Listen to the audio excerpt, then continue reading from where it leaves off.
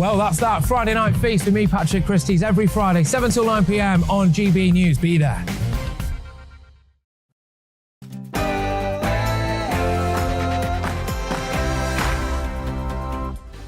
On Mark Dolan tonight in The Big Question, should animals be allowed in the workplace? We'll debate that with the legendary dog behavioural specialist, Dr. Roger Mugford, and we will have a pooch live in the studio. My Mark Meets guest is royal expert, and I'm a celebrity star, Lady C, known to millions as Lady Colin Campbell. And in my big opinion, why Joe Biden is the least honest president since Richard Nixon. Find out why after the headlines with Bethany Elsey.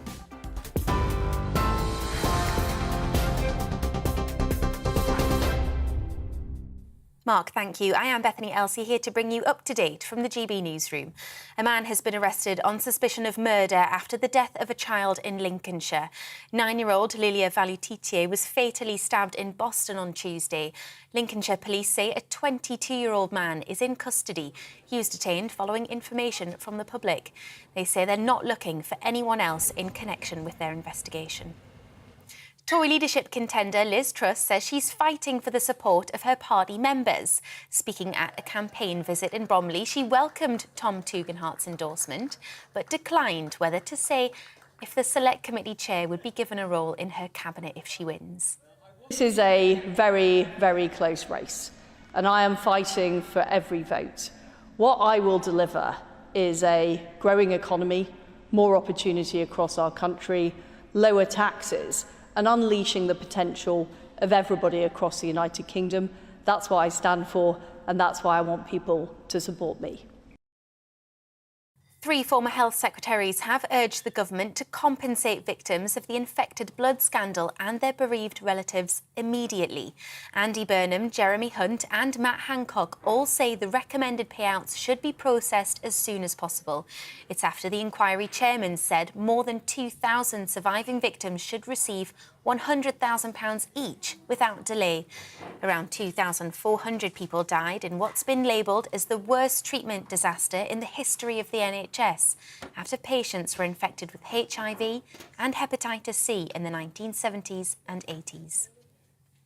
Rail services have been severely disrupted by the latest round of industrial action. Thousands of drivers from 7 train companies walked out as part of a series of strikes over pay and conditions.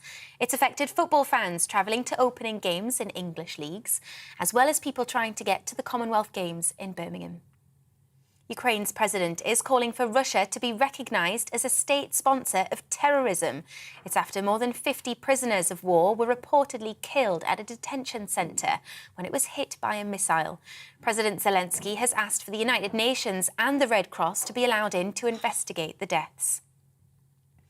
And in some happier news, at the Commonwealth Games in Birmingham, Team England have won 16 medals so far as Day 2 comes to a close. At the pool, Ben Proud won gold in the 50-metre butterfly without taking a breath for the entire length. Imogen Clark took silver in the women's 50-metre breaststroke. And Adam Peaty cruised well ahead of his competitors in the semi-final after coming back from injury. He'll gun for gold in the final tomorrow. England's women's hockey team triumphed over Ghana, 12 goals to none. What a game. And John Boy Smith took gold in the men's wheelchair marathon.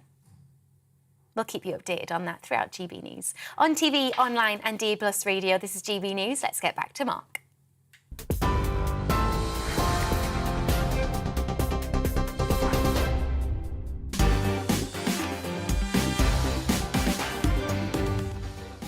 Many thanks to Bethany Elsey, who returns in an hour's time. Welcome to Mark Dolan tonight in The Big Question. Should animals be allowed in the workplace? We'll debate that with the legendary dog behavioural expert, Dr. Roger Mugford, plus a live pooch in the studio with his owner.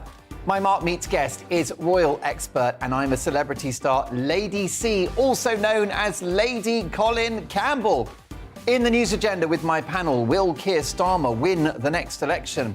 Was actor Will Smith's apology too little too late? And as a woman is mocked for not kissing her boyfriend for 2 years because they're unwed, should we encourage no sex before marriage? And with me throughout the show, reacting to all of those stories and many more, is my brilliant panel of author, journalist and broadcaster Sam Dowler. Great to see you, Sam. A very old friend of mine, the wonderful comedian Sajila Kershi, and political commentator, columnist for The Article and founder of the Contrarian Prize, Ali Miraj. Now, I want to hear from you throughout the show, mark at gbnews.uk. You know how much I love getting your emails. And this show has a golden rule. We don't do boring. Not on my watch. I just won't have it. So there you go. A very busy 2 hours. Big debates, big guests, and always big opinions. Let's start with this one.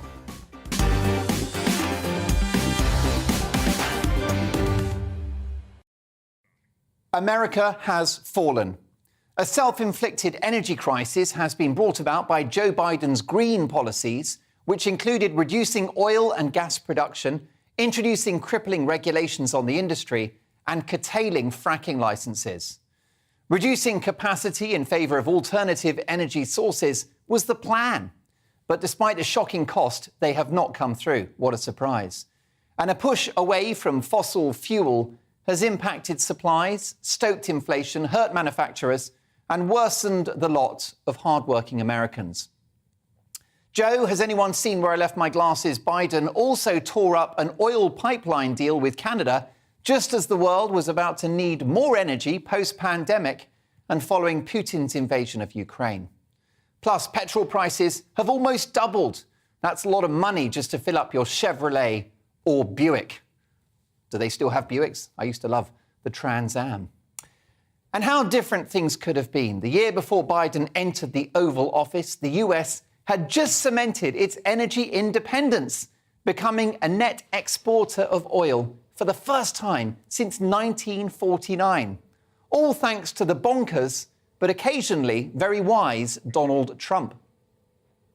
It was, of course, Trump who warned Germany about being overly reliant on Russian gas in 2018 when he was in the White House. Take a look at this.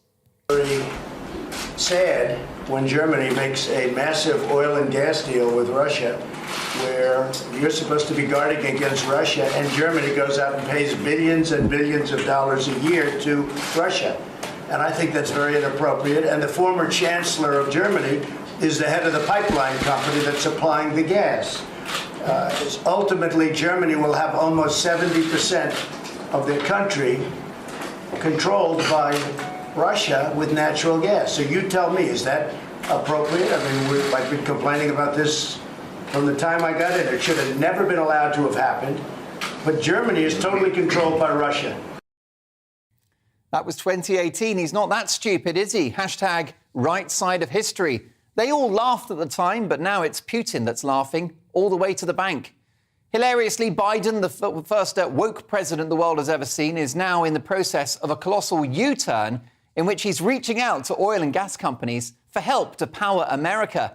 And he's issuing oil and gas licenses like they're going out of fashion. Biden's plan to decarbonise America has gone up in smoke and is now nothing but hot air. Meanwhile, the Telegraph report, Joe Biden has quietly agreed to complete Donald Trump's border wall in one of the busiest spots for illegal immigration along the US border, in an open area of southern Arizona near Yuma, where 4 wide gaps have made the location one of the busiest corridors for illegal crossings. He's building the wall. But I thought Donald Trump's wall was a bad thing. I'm so confused. On the watch of Joe Biden, a man I like to call Slow-Mo Joe, America's foreign policy is the worst it's been since Vietnam, with the disastrous surrender in Afghanistan, awarding a mineral-rich country with billions of quid's worth of military equipment to the Taliban, a gang of heartless, marauding thugs who have set back women's rights in that country by 100 years. But the latest disaster is in relation to the US economy. The reality vacuum that Joe Biden inhabits reached its nadir this week, with the White House denying that America is in recession, in spite of the fact that the US has seen 2 quarters of negative growth, which has been the technical definition of a recession for 50 years. Here's the Financial Times confirming that the US is in recession.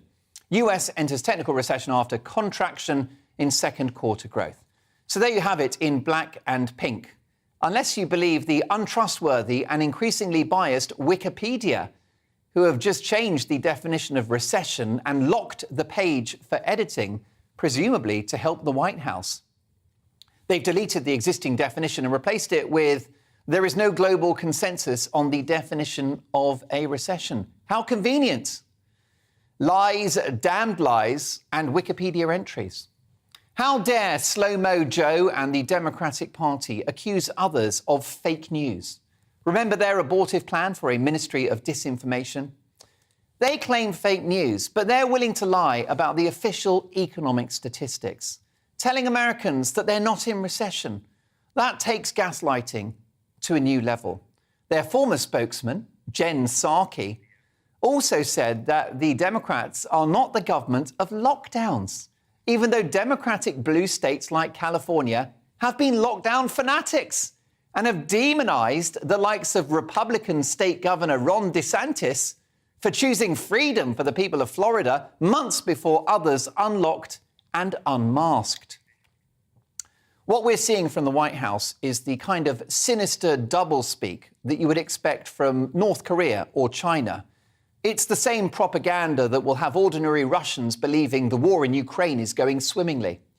What hope is there for the free world, for Western democracy and for capitalism, if the global beacon for all of those things, the United States, no longer adheres to basic economic facts? Biden's relationship with the truth has always been equivocal at best. What is the truth about his son Hunter's links to Ukraine and China and the contents of that notorious laptop? What is the truth about the impact of lockdowns in states that had them versus states that didn't? Or vaccine risk versus vaccine efficacy? Biden himself wears 5 masks, has been boosted 111 times, and gets COVID every 3 days. What's going on? With this latest recession howler, the White House appears to be at best evasive and at worst profoundly dishonest. If Slow-Mo Joe is willing to lie about America not being in recession, even though it is, what else could he lie about? But you know what the biggest lie is? Who is running America? Because take my word for it, it ain't this teleprompter reading scripted freak show of a man. Are you honestly telling me that he's there at every meeting, making key decisions in what is the most grueling and important job in the world? Is this guy in charge? This guy here? Watch this. Barack and I think it's a right for people to have bad health care. Bloody hell. Swallowing his words there. America has fallen. Their world influence has fallen. Their divided society has fallen, and their economy, with eye-watering levels of national debt, is falling too. Joe Biden may be the most dishonest incumbent of the White House since Richard Nixon, and is certainly, in my view, the most useless and ineffectual since Jimmy Carter. It's time now to impeach this guy on the grounds of poor cognitive health, incompetence, and dishonesty. The greatest country in the world has the worst president. America deserves better. Slow-Mo Joe is a no-go hobo, and he's got to go.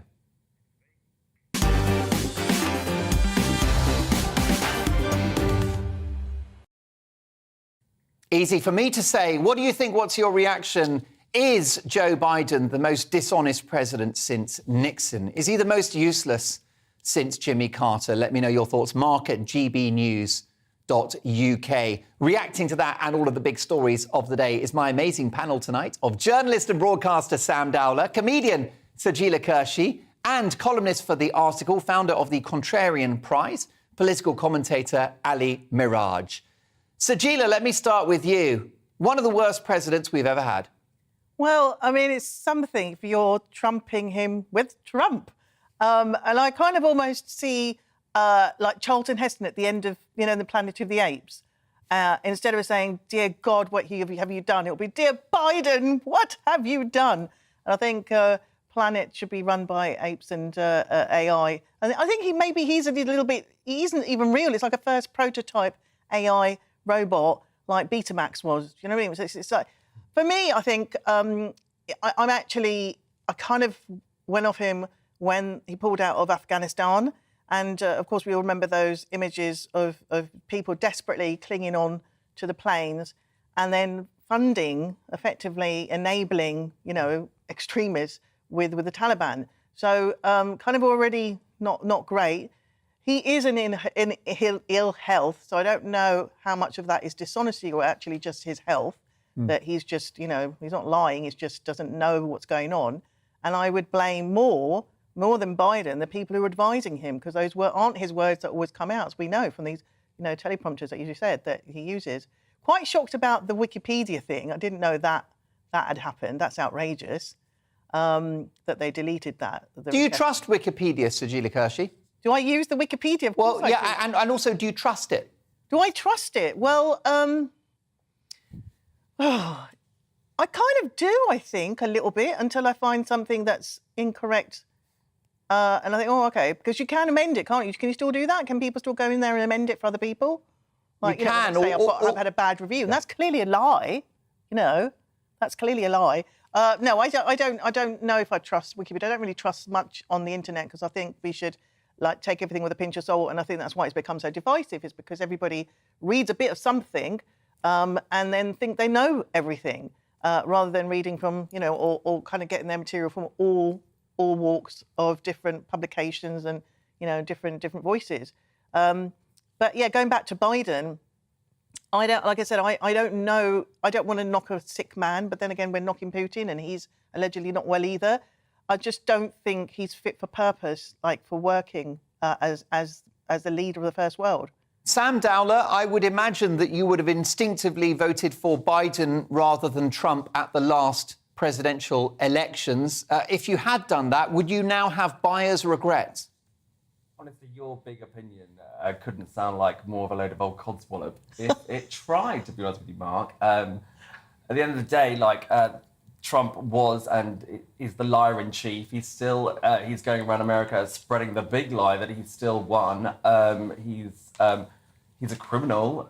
He basically had tried, he incited violence at the Capitol. I don't know how you would ever think that he could be anything slightly coming up to Biden. I mean, I'm no Biden fan. I think, of course, I would vote for Biden. But at the end of the day, it was, the better of two evils. Yeah. Trump is, I don't even know what to say. Why you would even say he was even slightly better than Biden. I mean, all of the things he said and the things he's done, he's lied more than any other president. He is basically about to be indicted. He's been impeached twice. I mean, why on earth would you think he was better than Joe Biden? It's ridiculous. Well, it's all about opinions. I've got to say, I think that it was a dreadful choice for the American people in 2020, Biden versus Trump. I don't know why they can't find better candidates, but he was certainly on the right side of history in regards to Europe's energy policy. And I don't think, Ali Miraj, that he would reinvent how we define a recession. Well, look, I think Donald Trump, I'm no great fan, but I did think he got two things right. One was the energy security issue that he raised in respect to Germany. And since Russian tanks rolled into Ukraine on the 24th of February, the German Chancellor Olaf Scholz referred to that as eine Zeitenwende, an epoch-changing event, and admitted that the whole policy of Wandel durch Handel, or change through trade, with Russia that endured for 3 decades, basically fell apart. So I think Trump was right on that. He was also right about the fact that he admonished NATO leaders for not paying their dues to NATO, their 2% of GDP that they were meant to put in. And he was fed up of NATO members free-riding under the security umbrella of the US. And I think, again, you can see that is beginning to change now, given the fact that there's a war ongoing in Europe. But look, Mark, I defer to you on nearly everything because you're one of the best broadcasters on the circuit. However, I've got to take exception to a couple of things. Firstly, on the recession point, you're right. Technically, 2 quarters of negative growth is a recession. The people who actually officially decide on a recession in the US are the National Bureau of Economic Research. It's a bunch of 8 economists that will decide this. And they have a much broader definition of what a recession is, being a slowdown in economic activity lasting several months. Now, at the moment, they haven't opined on this yet. We know that Janet Yellen, the Treasury Secretary, feels that we're not in recession because you're not seeing mass unemployment coming through. And you also see that from Jay Powell, the chairman of the Federal Reserve. So it's an open question. Technically, yes. you may be right. However, there's a couple of other things that you mentioned which I need to sort of pick up on. Firstly, look, I'm not a climate change denier. I think climate change is a serious issue.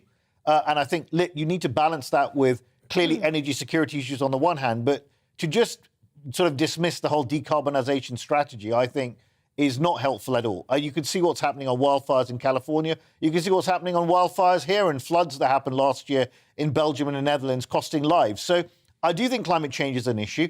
We do need more wind and solar power, but we need to solve the issue of baseload power generation, which is why the UK government here, for example, has just signed off Sizewell C, why we also need to get up to grips with battery storage quickly. On the Afghanistan thing, my final point, I don't believe it was wrong to leave Afghanistan. I believe that the manner in which he left Afghanistan was wrong. The question for me is not why they left when they did, but why they didn't leave 10 years earlier when they killed Osama bin Laden in Abbottabad in Pakistan, when the job was done.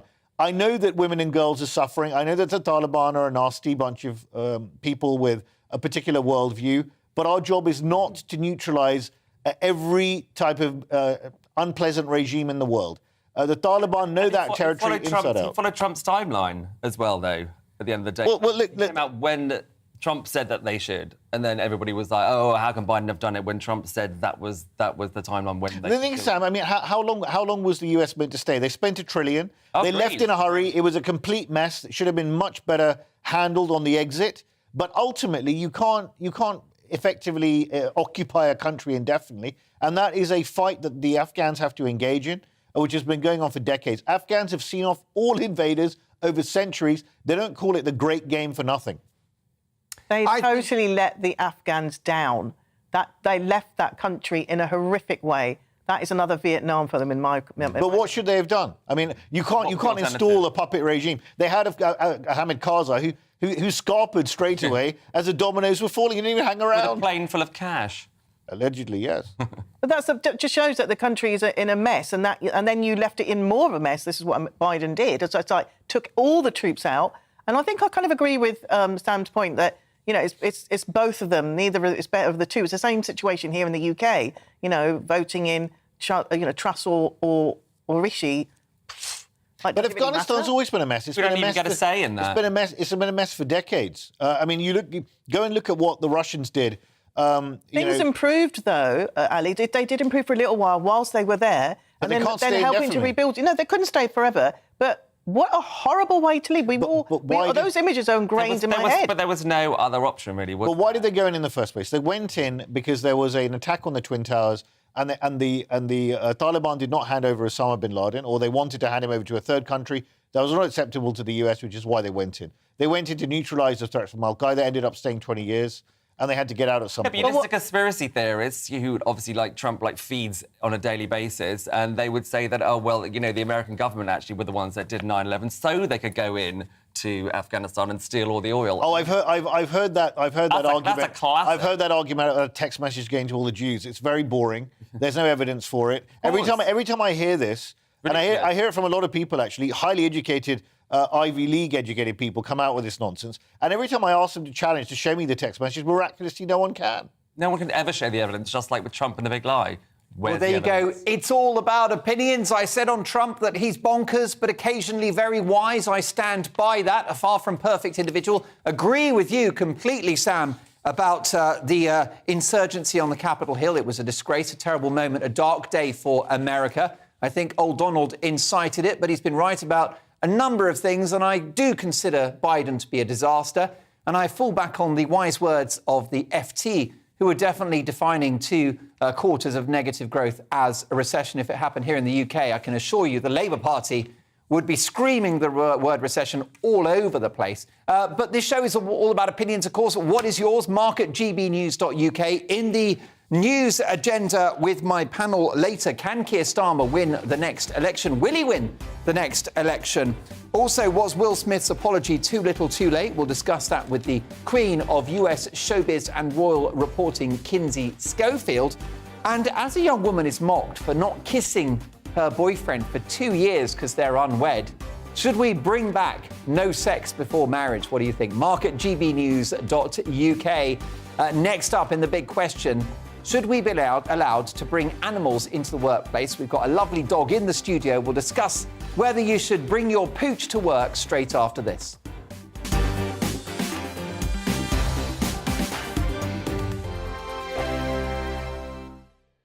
We are GB News. We're right across this great nation. On TV. On radio. On digital. Absolutely everywhere. We don't talk down to you. We embrace all voices with honest and civilised conversation. We are not part of the establishment. We're one of you. And we're only getting started. Join us on GB News, The People's Channel, Britain's news channel.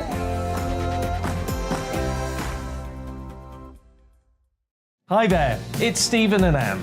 At breakfast from 6 a.m, you'll always be caught up with everything you need to know, the latest headlines, opinions and debates. We'll bring you the good news and the bad, but most of all, we're here for you. Remember, send in your views and let us know what you would like us to talk about.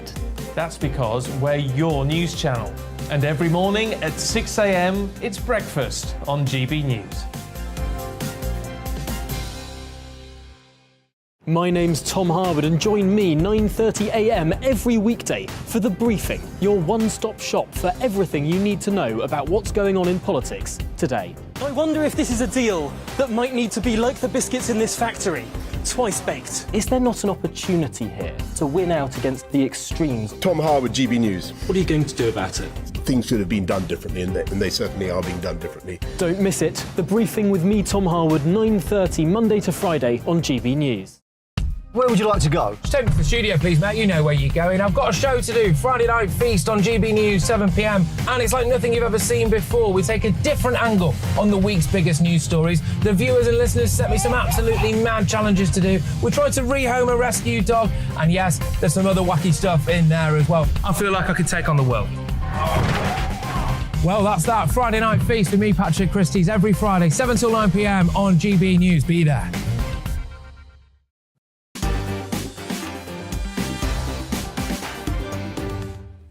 Big reaction to my big opinion monologue. I consider Joe Biden to be the most dishonest president since Nixon and the most useless and ineffectual since Jimmy Carter. What's your view? This from Louise. Hi, Mark. I agree with every word you said about the usurper in the White House. Okay. And so would my friend in Tennessee.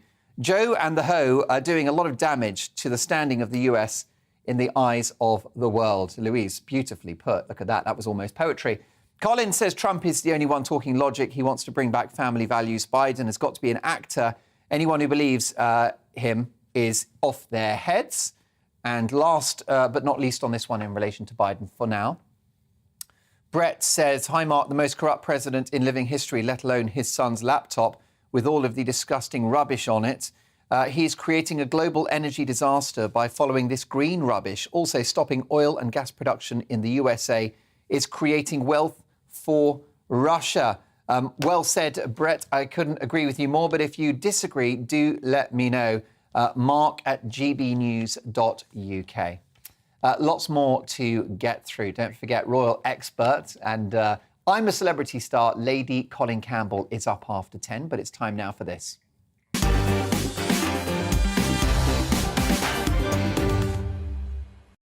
It's time now for the big question, a very special one tonight. Of course, at this point in the show, we tackle a major news story of the day. Tonight, with many thousands of people now going back to offices and other workplaces after lockdown, should they be able to take their pets with them?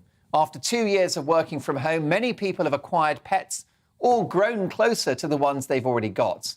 And there are many reports of the anxiety felt by animals who feel abandoned now that their owners are going back to work.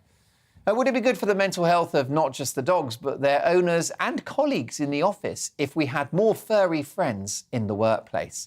So I asked you at home earlier this week to let me know whether you take your dogs to work, and here are some of your wonderful responses. Here's Jared of Wiltshire's dog, who says, yes, Bramble has come to work with me since we got her 2 years ago. Here's Matthew's dog, who says, nope, he'd be no good at plastering. Here's Andy's dog. He says, I would, but one barks a lot and the other snores too loudly. Here's Ezra's dog. Ezra says, yes, I work from home in the garden office. He pops in now and again. Here he is showing poor attitude during a Teams call. This is Shane's dog. Work is next door to home, so the dog hangs out with me and my wife all day long. Austin's dog. Austin says working from home doesn't count. Here's Nick's dog. Nick says, does snoozing whilst I'm grafting from the home office count? It most certainly does. Wonderful. Thanks so much for those photographs. Well, to discuss whether animals should be allowed in the workplace, I'm delighted to welcome dog owner Stevie Gould in the studio with his pup.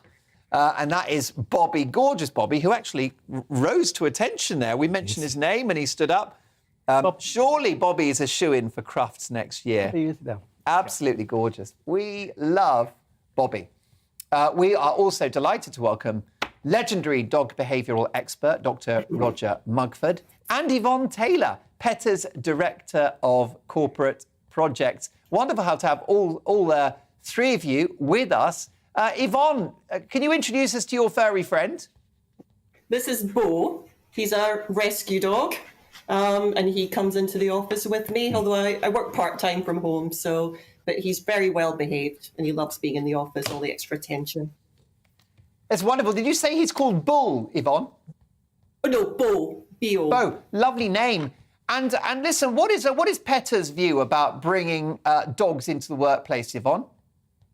I mean, taking a dog to work obviously isn't suitable for every workplace or even every dog. However, there are an increasing number of studies into companies that have allowed it, and the results are overwhelmingly positive. It's been found that they boost morale. They even increase productivity because employees are happier to stay for longer. They don't have to rush home to their dogs. They foster a sense of camaraderie. They reduce absenteeism. They basically just make people happy. So it's really is a win-win situation for employers and employees. Roger Mugford, could you tell us about the animal psychology side of this? How good is it for a dog's mental health to be in an office?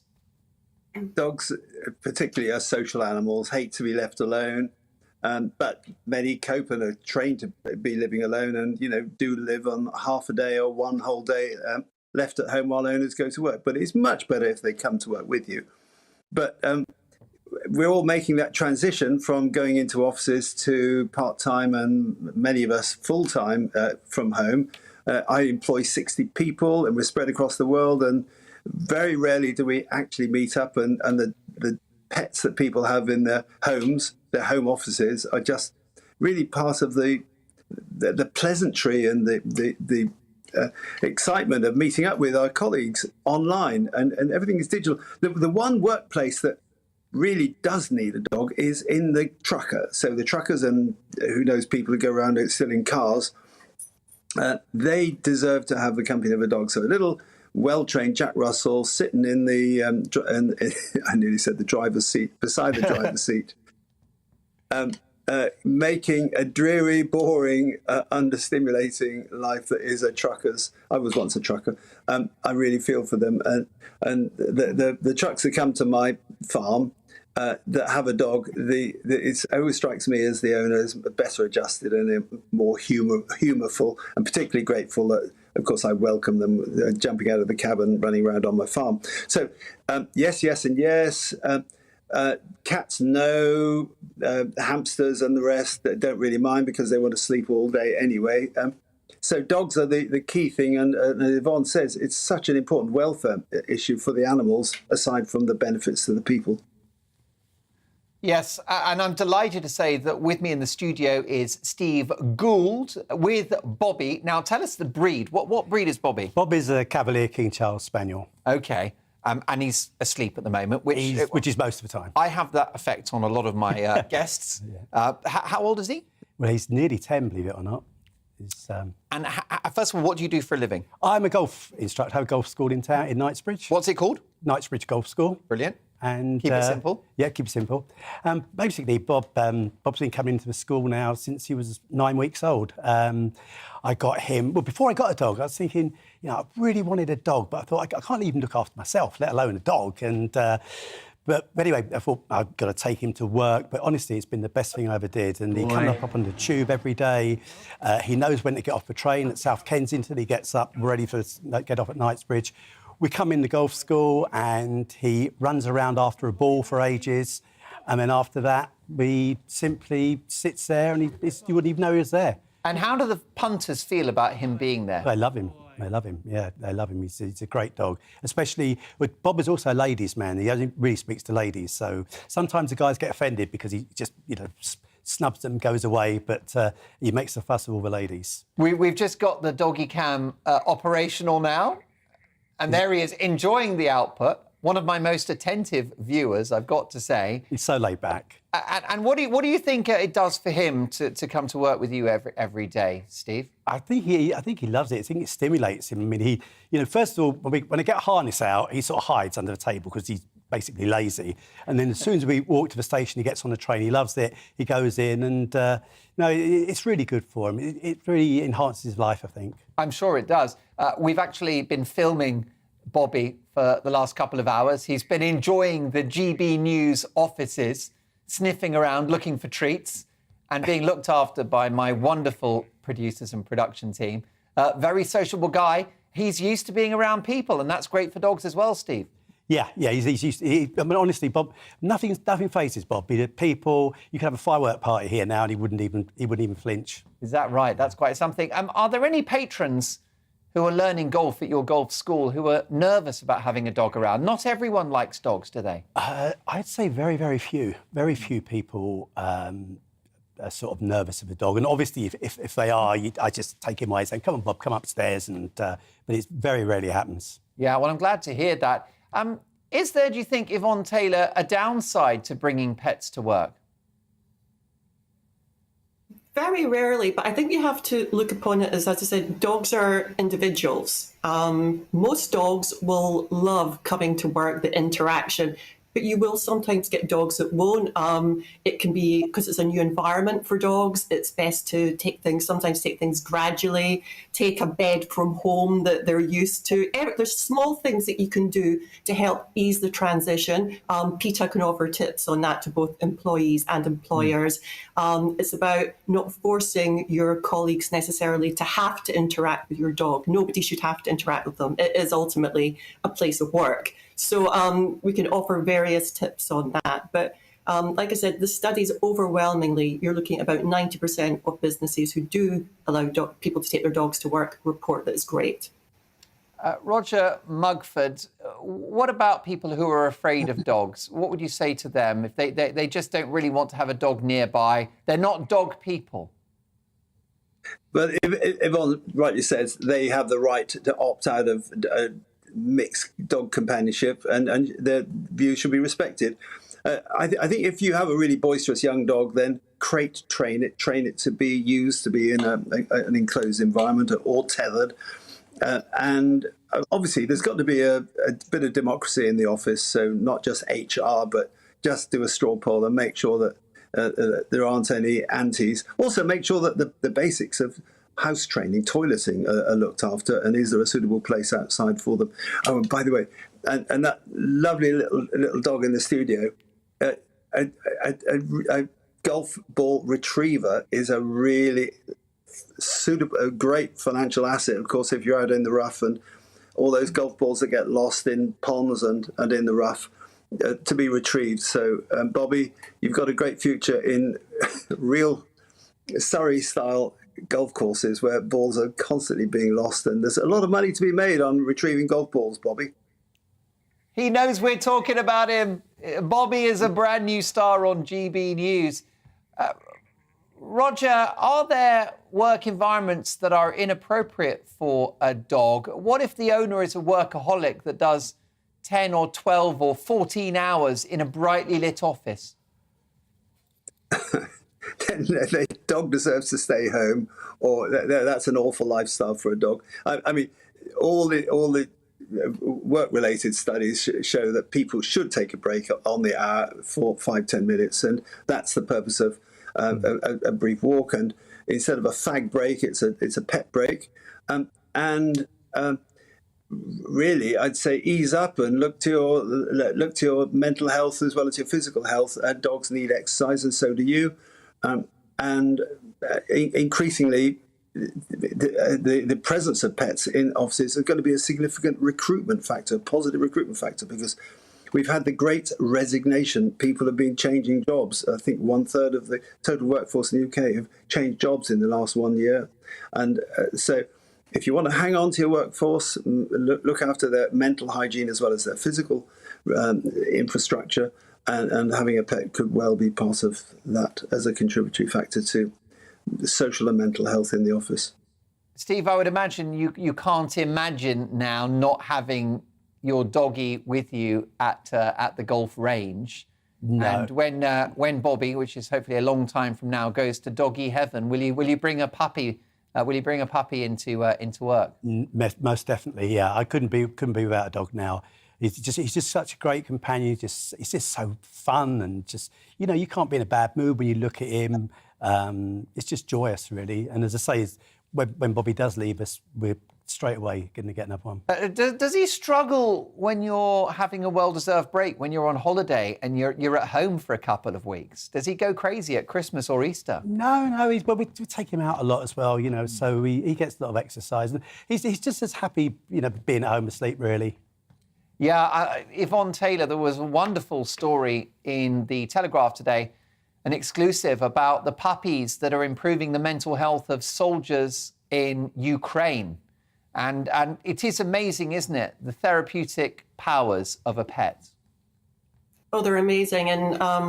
And PETA Germany has been involved in bringing dogs from Ukraine, getting them out of there, and helping to take food to the various shelters there. And because so many people there, it's, you know, one of the most traumatic things for them has been having to, you saw the pictures of them, they're gathering all that they can, but the most important thing to them was taking their dog with them. You know, there were all these amazing pictures. So yeah, it is wonderful, the qualities that dogs have and how happy they make people.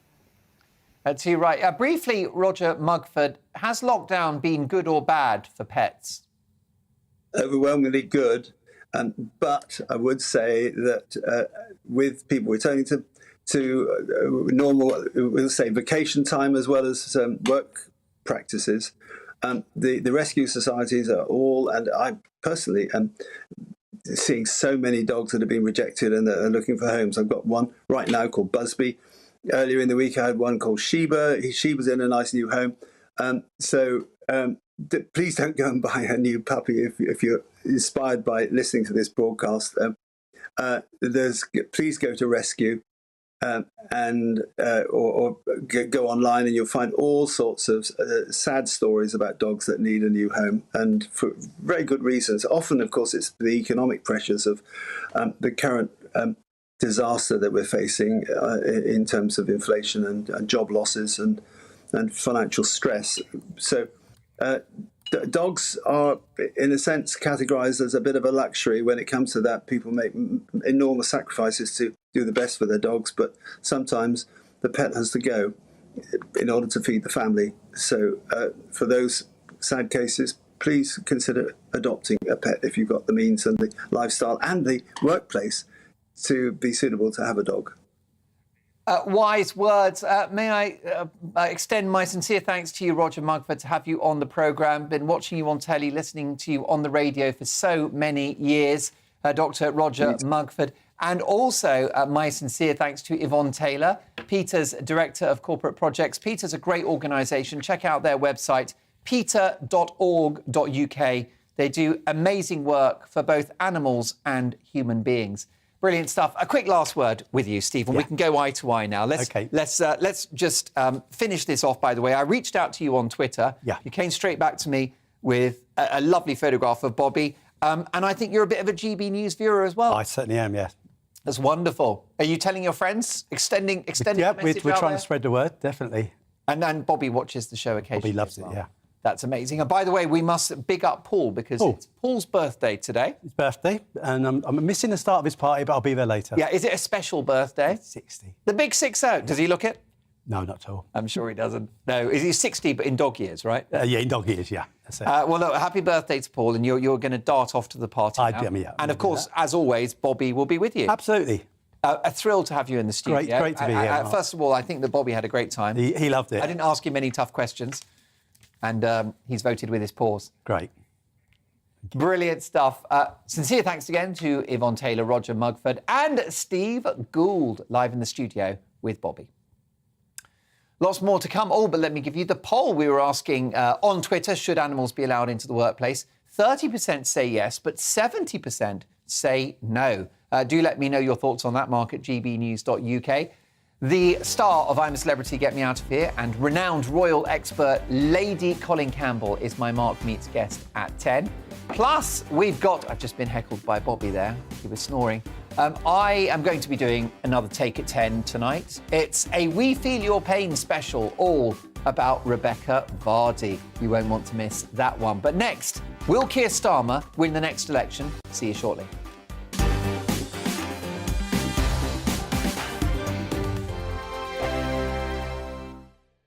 We are GB News. We're right across this great nation. On TV. On radio. On digital. Absolutely everywhere. We don't talk down to you. We embrace all voices with honest and civilised conversation. We are not part of the establishment. We're one of you. And we're only getting started. Join us on GB News, The People's Channel. Britain's news channel.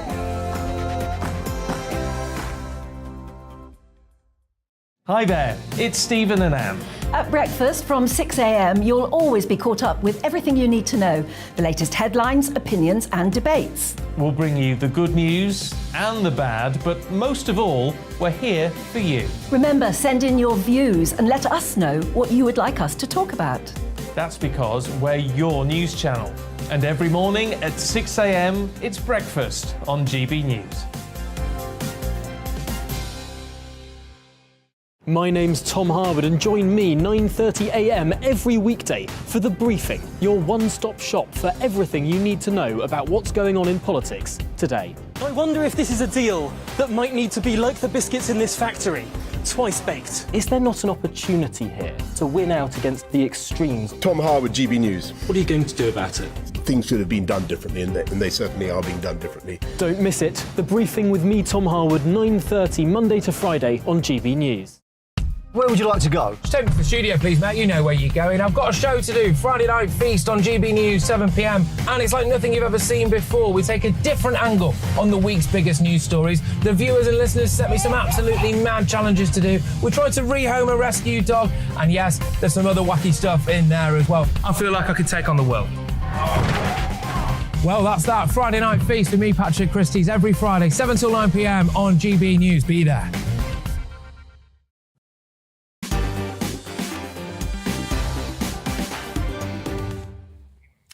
A warm reaction to Bobby and Steve, his owner, live in the studio. That was the big question.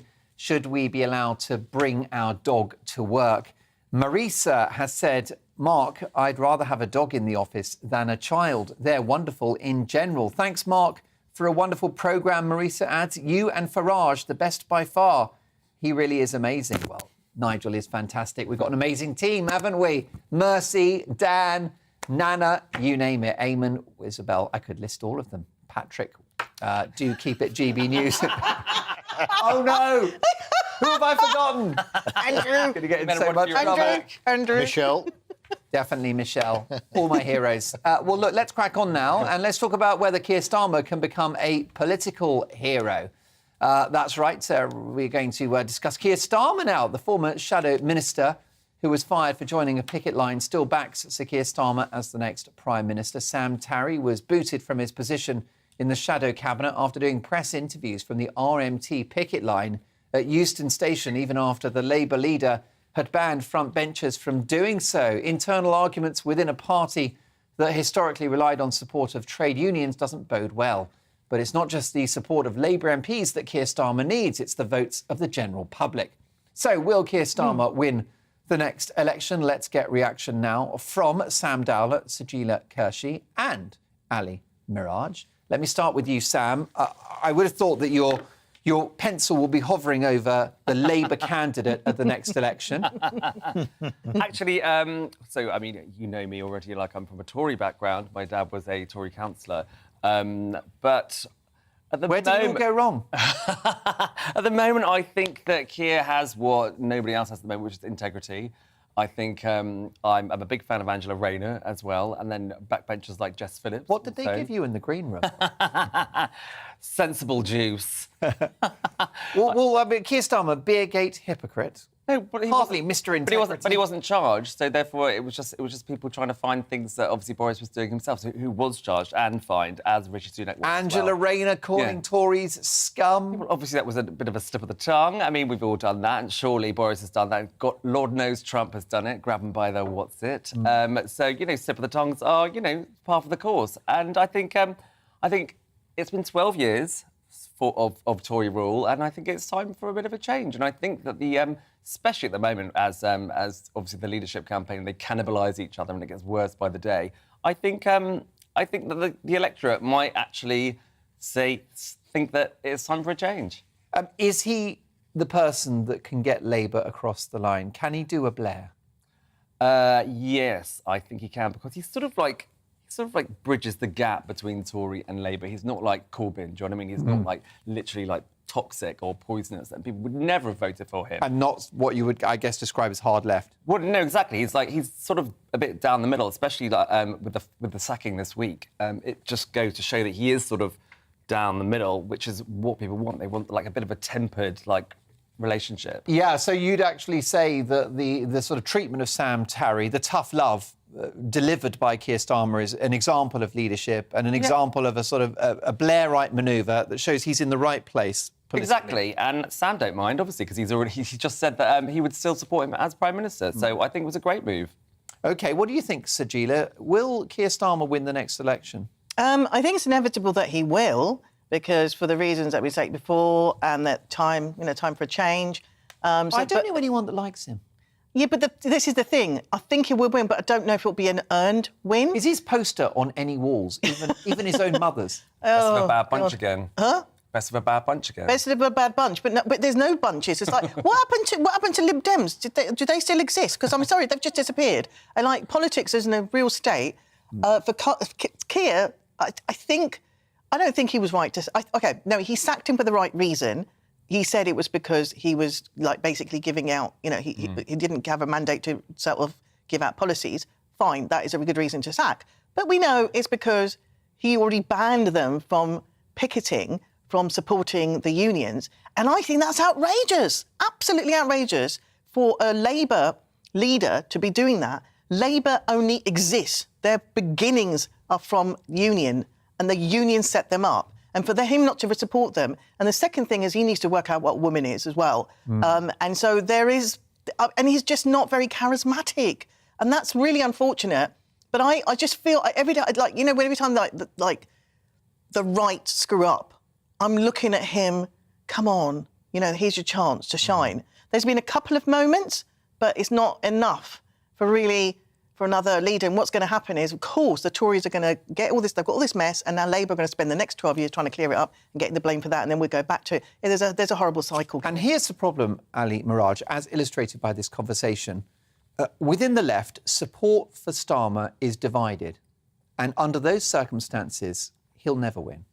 Well, support on the right is divided in the Tory party as well, which you can see playing out right Only now. at the moment, wouldn't you say? Well, once they've got their candidate, don't you find the Tories are so duplicitous?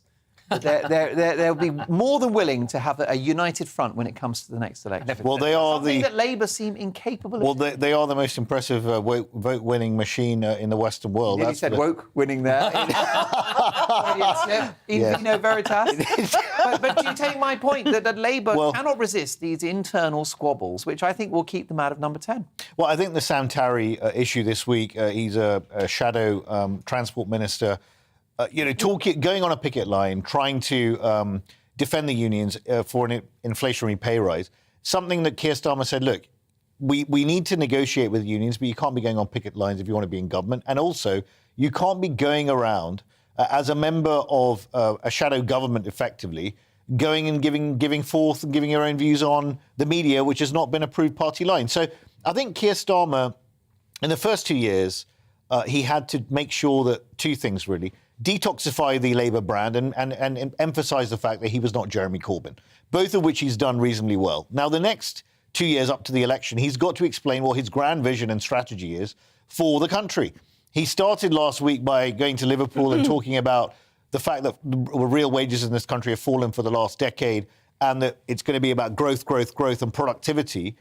But I still want to hear him talk more about inequality and what his plan is. I mean, at the moment, I find it bizarre that the Labour Party, of all parties, don't want to increase corporation tax from 19 to 25%. I can't get my head around it. And I actually asked Lisa Nandy on a panel just recently this, and she totally sidestepped the question, had no answer. Look, the Tories themselves... Perhaps they think that they'll get greater revenue with a lower rate, which has happened in the past. Look, I think that the reality is that Labour's economic policy, they're not going to reveal it all now, but they need to sort it out. I think it looks very odd that they're not in favour of actually increasing corporation tax, given all the other spending commitments that they probably want to bring on forward. Now, the thing is, on the Conservative side, you've got a situation now where, for Labour to win, the competence of the Conservative Party is... It's a necessary but insufficient condition for the Labour Party to win. At the moment, the Tories are going to be on their fourth Prime Minister within 12 years. The party, to me, looks tired at the moment. It looks tired and exhausted, but that's not enough necessary for Labour to win. They've got 10 points lead in the polls, but they might win by default. Yeah. Just because, as Sam Giller is saying, the country's exhausted. And what will happen? A Labour minority government, a confidence and supply agreement from the SNP, a vote on independence, we know where that's going to go. Yes, indeed, and possibly a shift to the left because the hard left, the Corbynites, are still in the parliamentary party of Labour and they could hold the balance of power. They could be the Labour equivalent of the ERG. What do you say to these issues around Starmer and the fact that he presides over a Labour movement that's divided? I think what he needs to do is take a little from column A and a little from column B, and have, like I said with Jess Phillips, like bring her in, like get some lefties and some middleies and some righties in there, and just and create a smorgasbord. Yeah, a smorgasbord. Because the Corbynites loathe Starmer, don't they? And it's so funny that so does the British public. People on Twitter responsible for the hashtag Starmer out are always lefties. Yeah, of course they are. But the thing is, Mark, I mean, let's get serious. The Corbynites had their chance. They blew it. They're just not realistic, right? So all the 600,000 people from Momentum that joined the party, you had your chance, guys. You screwed it up. You're not credible. You're not competent. You're not going to win. So you can either decide to be in opposition for the next 20 years, or you can get serious and real and come up with some proper policies. The fact that he's put in people like Rachel Reeves, Lisa Nandy, these people are credible, sensible, thoughtful people that have got some ideas. Starmer is not Corbyn. He's not the most exciting person in the world. He doesn't necessarily have to be. After the excitement of Boris Johnson, people want some competence. They want stability. They want some competence. Exactly what he But I tell you right now, Sam, and Sagila, the thing that I find is that the cadre of leaders in the West at the moment is utterly useless. I mean, you look at what's happening in Italy. Macron's got his own problems. We've got issues here. And you mentioned Biden. I did mention Biden. There you go. Yes or no, Sagila Kershi, will many of my viewers, former Labour supporters, forgive Keir Starmer for seeking to reverse Brexit? I think they will, because they'll have to. There's no other option. OK. And on that note, a straight answer to a straight question. Lots more to come after this in My Take at 10. It is a We Feel Your Pain special. I'll be dealing with Rebecca Vardy and that expensive court case that went horribly wrong. Plus, the legend of the jungle, Lady Colin Campbell. Lots to come. See you shortly.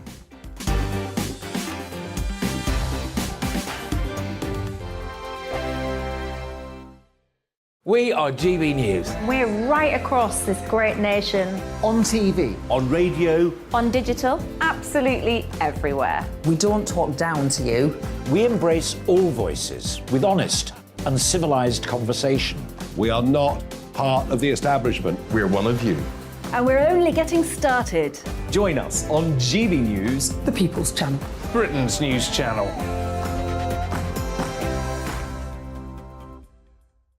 Hi there, it's Stephen and Anne. At breakfast from 6 a.m, you'll always be caught up with everything you need to know, the latest headlines, opinions and debates. We'll bring you the good news and the bad, but most of all, we're here for you. Remember, send in your views and let us know what you would like us to talk about. That's because we're your news channel. And every morning at 6 a.m, it's breakfast on GB News. My name's Tom Harwood and join me 9:30 a.m. every weekday for The Briefing, your one-stop shop for everything you need to know about what's going on in politics today. I wonder if this is a deal that might need to be like the biscuits in this factory, twice baked. Is there not an opportunity here to win out against the extremes? Tom Harwood, GBNews. What are you going to do about it? Things should have been done differently, and they certainly are being done differently. Don't miss it. The Briefing with me, Tom Harwood, 9:30 Monday to Friday on GB News. Where would you like to go? Just take me to the studio, please, mate. You know where you're going. I've got a show to do. Friday Night Feast on GB News, 7 p.m. And it's like nothing you've ever seen before. We take a different angle on the week's biggest news stories. The viewers and listeners set me some absolutely mad challenges to do. We tried to rehome a rescue dog. And yes, there's some other wacky stuff in there as well. I feel like I could take on the world. Well, that's that. Friday Night Feast with me, Patrick Christie's, every Friday, 7 till 9 p.m. on GB News. Be there.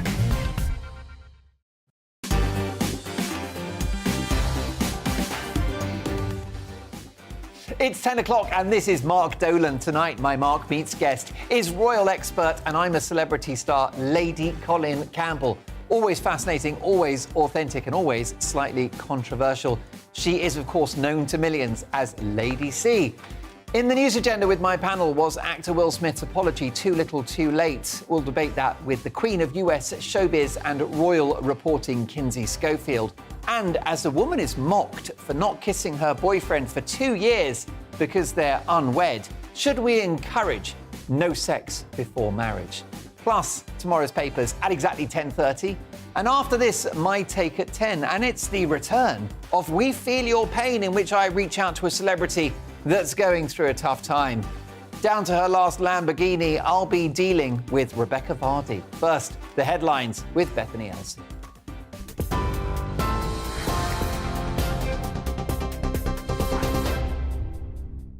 Mark, thank you. I'm Bethany Elsie, here to bring you up to date from the GB newsroom. Police investigating the death of a 9-year-old girl in Lincolnshire have arrested a man on suspicion of her murder. Lilia Valutitier was fatally stabbed in Boston on Thursday.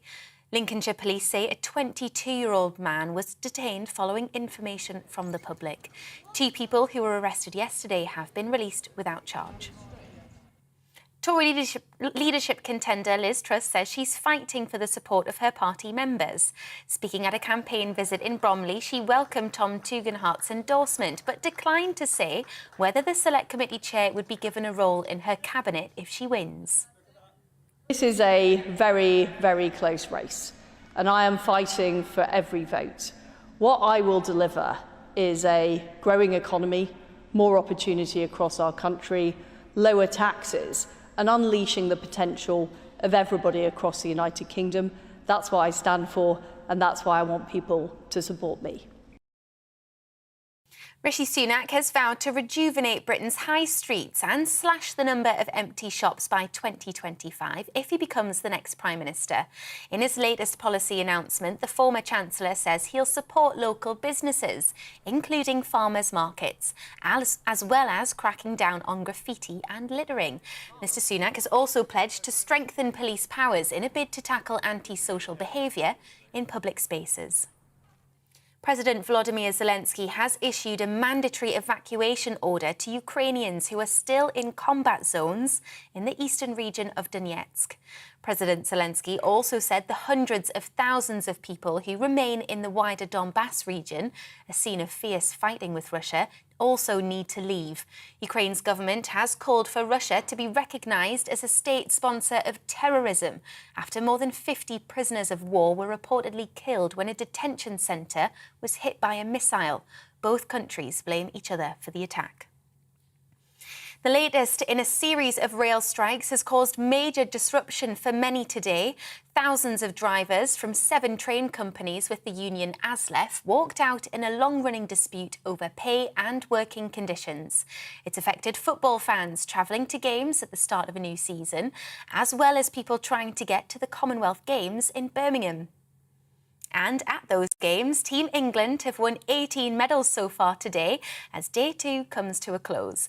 At the pool, Ben Proud won gold in the 50-metre butterfly without taking a breath, for the entire length. Imogen Clark took silver in the women's 50-metre breaststroke, swimming a new British record. It's silver for Brodie Williams in the 100-metre backstroke, and England came second in the women's 4x100-metre freestyle relay. And on the road, John Boy-Smith took gold in the men's wheelchair marathon. On TV, online and DAB+ radio, this is GB News. Let's get back to Mark.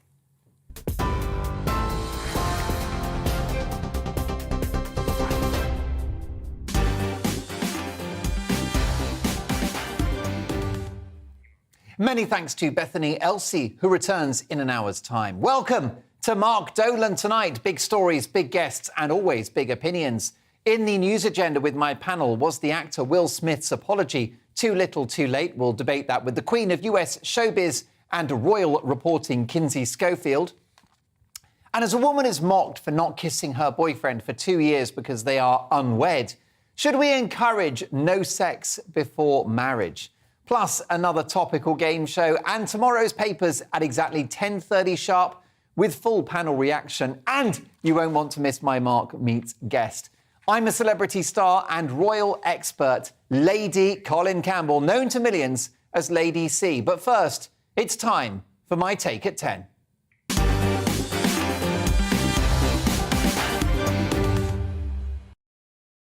This is my Take at 10, and it's time for an occasional item that we do on the show called We Feel Your Pain, in which I reach out to a celebrity or public figure that's going through a tough time. Tonight, Rebecca Vardy, reality star, model, influencer, wife of Leicester City striker Jamie Vardy, and a woman who spends more time in court than Rumpole of the Bailey. Oh yes, she loves a court case, does our Rebecca. And I can understand why, because she went to court because she didn't want people to know that she's a two-faced, duplicitous, untrustworthy hypocrite. At the heart of the story is Colleen Rooney, who's married to Wayne Rooney, of course, making her the second most long-suffering spouse since Rose West. Colleen wrote on Instagram that she suspected Rebecca Vardy was sharing private information about her and feeding it to the press. There followed a ridiculous and expensive trial in which Mrs. Vardy faced the court with a weaker defence than Leicester City's back four. Well, in what has proved to be a colossal own goal, the court upheld Colleen Rooney's side of the story, and Vardy's career is now in tatters. Her TV career in particular is now in worse shape than John Leslie's, Rolf Harris's, and poor old Bouncer from Neighbours. Life's a bitch. A sorry tale, rough justice. And you know what really hurts? The financial pain that she has now brought upon herself. Yes, millions of Brits are dealing with the cost of living crisis, struggling to fuel their cars, heat their homes and feed their families. But poor Rebecca Vardy, whose husband Jamie scrapes by on 150 grand a week, is now going to have to pay damages and legal costs in the region of £3 million. Crikey, Jamie Vardy will have to work for a whole few months to pay that bill. What are they going to do? They'll probably have to cancel their weekly Ocado order of Cristal champagne and caviar. They'll have to get rid of a few of their Bentleys and Lamborghinis. And this really hurt when I read it. They may have to sell their £2 million mansion in Portugal, which Rebecca considers their haven, away from the glare of publicity. The property has 3 pools, a gym, steam rooms, and 6 bedrooms. The idea that they may now have to stay at a travel lodge, a Butlins or a Centre Parks fills me with horror. I can't imagine they'll be comfortable around ordinary people.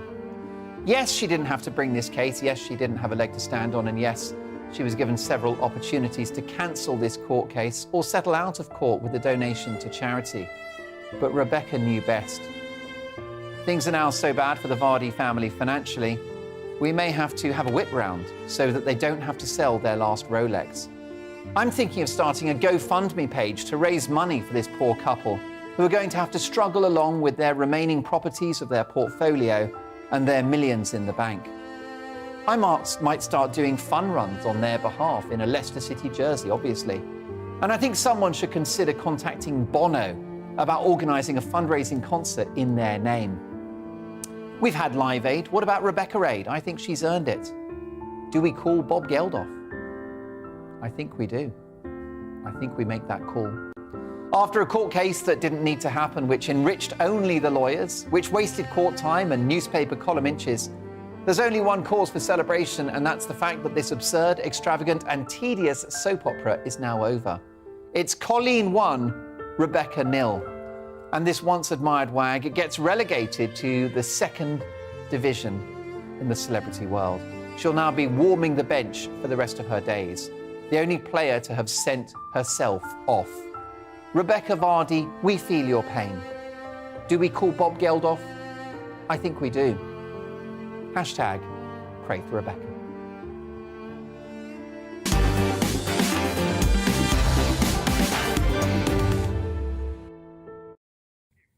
And on that sorrowful note, it's time now for Mark Meets.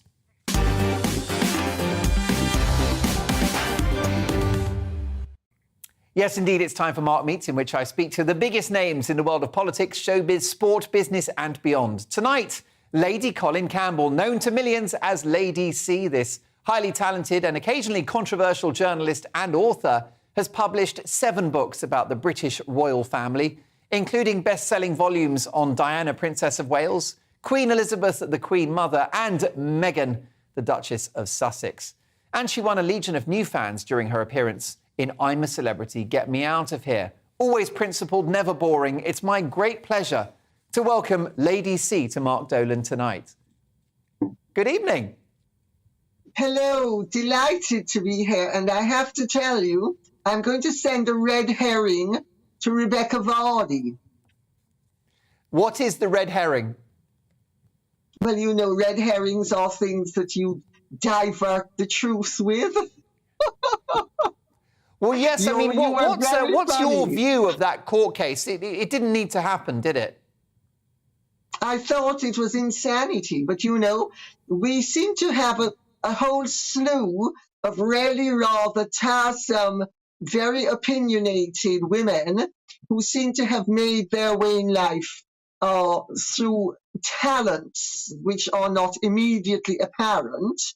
And they think they're the best thing since sliced bread and they know everything. And because they deceive 1 or 2 men, they think they'll be able to deceive everybody. And of course, that's not how life works.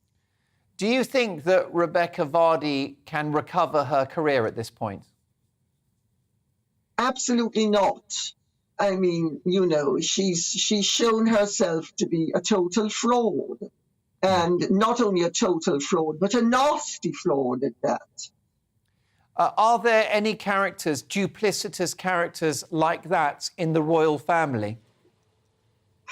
Oh, let me think. Do we have something to do with a Markle?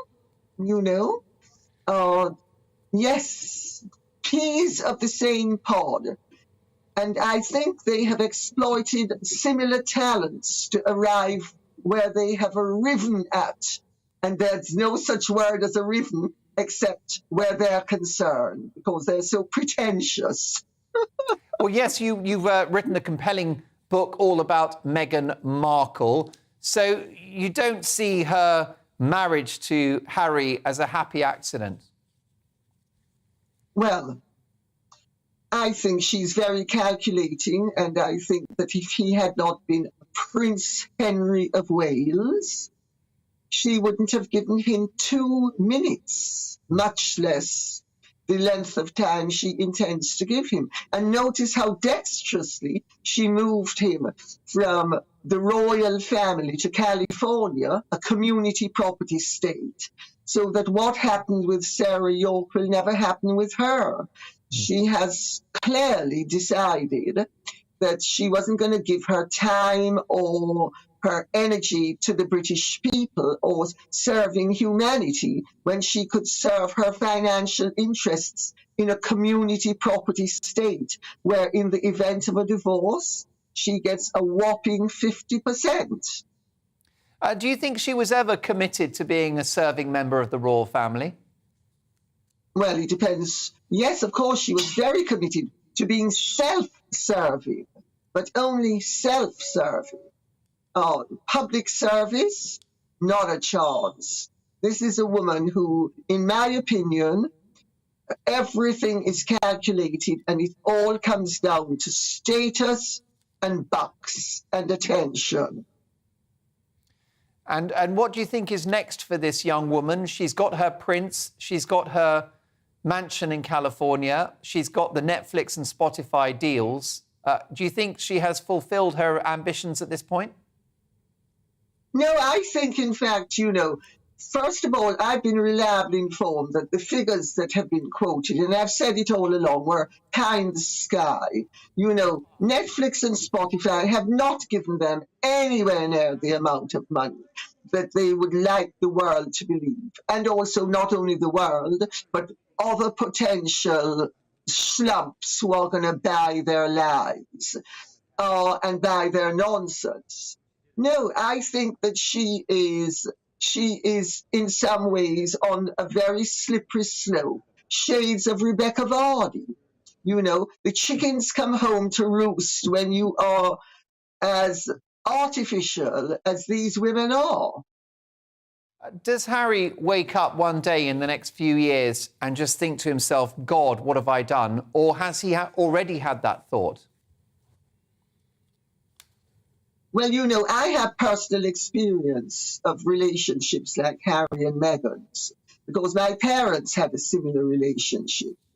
And even after the man realizes what the woman is, if he is too hooked on her, there's no escape because it's a form of addiction. So it really depends. If she gets something better, he will be toast. If she never finds anything better, she will reel him in as and when she needs to. That's the modus operandi of people who are very opportunistic, narcissistic, and exploitative. And the men are usually quite besotted some of the time, but it's also they are very successful, not only because they initially appear to be, as Johnny Depp said about Amber Heard, so perfect that it's too good to be true, but they also, once things start to go awry, they rely on variable reinforcement, 1 minute nasty, the next minute nice. So the guy doesn't know whether they're coming or going. Do you think that Harry has the moral courage to walk out at a certain point? Will he be able to escape this if it is a trap? Well, I said in my book that I was told that the royal family's great fear was that Harry would actually end up doing something rather dramatic and final. And so I think of the people who know him very well, there was the fear that his passions would prevail over the limited amount of sense that he has. He's not the brightest star in the constellation. Yes, we'll return to the royals shortly, but let's talk about you, Lady C. Born in Jamaica, one of 4 children, and your father was a department store owner. Tell me about your childhood. Well, I was very lucky because I was born into a family that was a household name in Jamaica. My father's family were Jamaica's leading racing family for 40 years. And between the chains of stores that they owned and the racehorses, because Jamaicans were racing mad, everybody knew of our family. So in some ways it was very privileged, but in other ways it was really rather bleak, because my parents could be a little bit tricky, let's put it that way. And I did not have an ideal childhood, or in fairness to my parents also, I was born with a birth defect at a time where the advice they were given was catastrophic. And once the die was cast, so to speak, my father refused because he didn't want scandal or sensation attaching to his name. He really preferred that I Well, he used to say, my recommendation to you is that you solve the problem by taking a dose of rat poison. So it was a very mixed bag. On the one hand, there were wonderful things about my childhood and the circumstances of my birth. You know, Jamaica, when I was growing up, was a magical place for families like ours. Well, Lady C, you're a very accomplished and very beautiful woman. Essentially, you had an unusual defect which related to your reproductive system, and the decision was made to effectively raise you as a boy, which, I mean, that was the catastrophic move, right? Yes, but I mean, in fairness to my parents, when I was born in 1949, that was the perceived wisdom by the medical profession. Within 4 or 5 years, they'd actually changed their opinion because a very famous movie star, who I will not name, but I suspect you know who I'm speaking about, she also had a related condition, and she was brought up as a girl. And I had a boyfriend, ironically enough, whose sister had the identical condition to mine. And she was born in 1955, and she was raised as a girl. So it was just bad luck that I was born those few years before the medical profession. Because remember, when I was born, there weren't things like chromosome tests or any of the sophisticated tests that there are now. It was all guesswork, really. And the medical profession didn't know, in fairness to them, what they were dealing with. Well, yes, and you had corrective surgery in 1970. I don't want to dwell on this, but you were made a full recovery, as it were. Has it marked you in any way? Has it been a hindrance in your later life? Well, I suppose the honest answer is yes and no. Yes, because the newspapers were always trying to push a rather unsavory and false agenda for their own reasons. And even though they knew the truth all along, over a period of 20 years, they kept on deliberately lying. And I had to be suing them left, right, and centre, which was extremely unpleasant and extremely stressful. I think it also meant that, you know, I would walk into a room and people would have read all sorts of things about me, and there was endless speculation, and which was completely uncalled for and really shouldn't have happened, but it did. And, you know, one just sort of gets on with life and, you know, plows ahead and doesn't bother about what happened. Well, no, that's right. Not helped by your ex-husband who spread malicious lies about you. Look, you are a hero to me, an amazing royal author. The clock's against us, Lady C, but when did you become interested in the royal family? Well, I was never really that interested in them. I mean, I knew members of the royal family from childhood because that's just the world we mixed in. But I wasn't really particularly interested in them. My Diana book, which was what started it all, was a fundraiser for 3 of my charities, which were 3 of her charities. And that's how I got involved. It was a fundraiser for charity. And she is the one who spun it into something else. And then she fatally, in the middle of the story, so to speak, changed her story. And at that point, I realized that Prince Charles had a huge problem on his hands. Because if I didn't proceed with my book and speak the truth about what had happened, she was going to promulgate the lies that she wanted me to tell. And indeed, she got Andrew Morton to tell them. You know, the whole thing was unbelievable. And I mean, I sort of, as with much that's happened in my life, I sort of ended up getting involved in something I didn't really intend to get involved with. Well, who knew? Who knew? Lady C, very briefly then, finally, in 100 years' time, will we still have a royal family? I hope so, because constitutional monarchy is the best form of government for many different reasons, which we don't have the time to go into. You know, Republican forms of government are too politicized. At any given time, the leader of the country is alien to a large percentage of the country. This does not happen with a royal family that is responsive to the mood and the needs of the people. And really, through my royal books, because I was pretty indifferent to the royal family, except to meet them socially.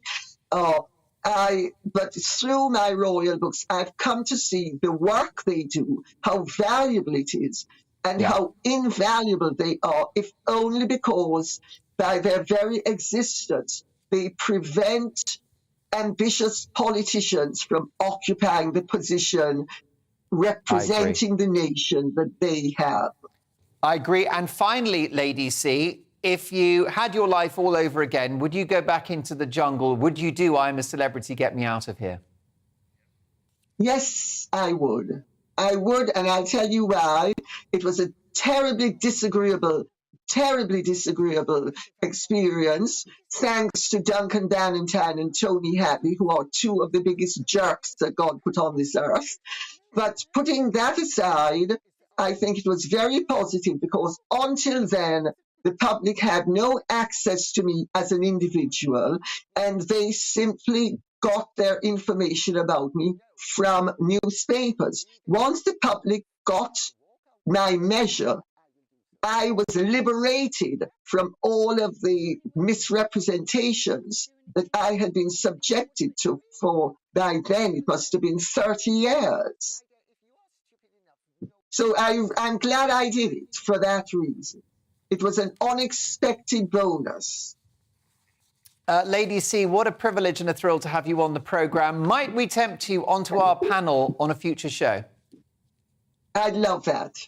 I've got no doubt your opinions across all of the big issues within current affairs will be worth hearing. My sincere thanks to Lady Colin Campbell. Brilliant stuff.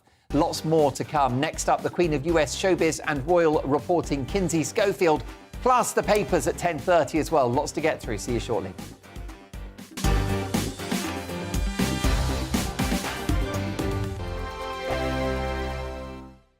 We are GB News. We're right across this great nation. On TV. On radio. On digital. Absolutely everywhere. We don't talk down to you. We embrace all voices with honest and civilised conversation. We are not part of the establishment. We're one of you. And we're only getting started. Join us on GB News, The People's Channel. Britain's news channel.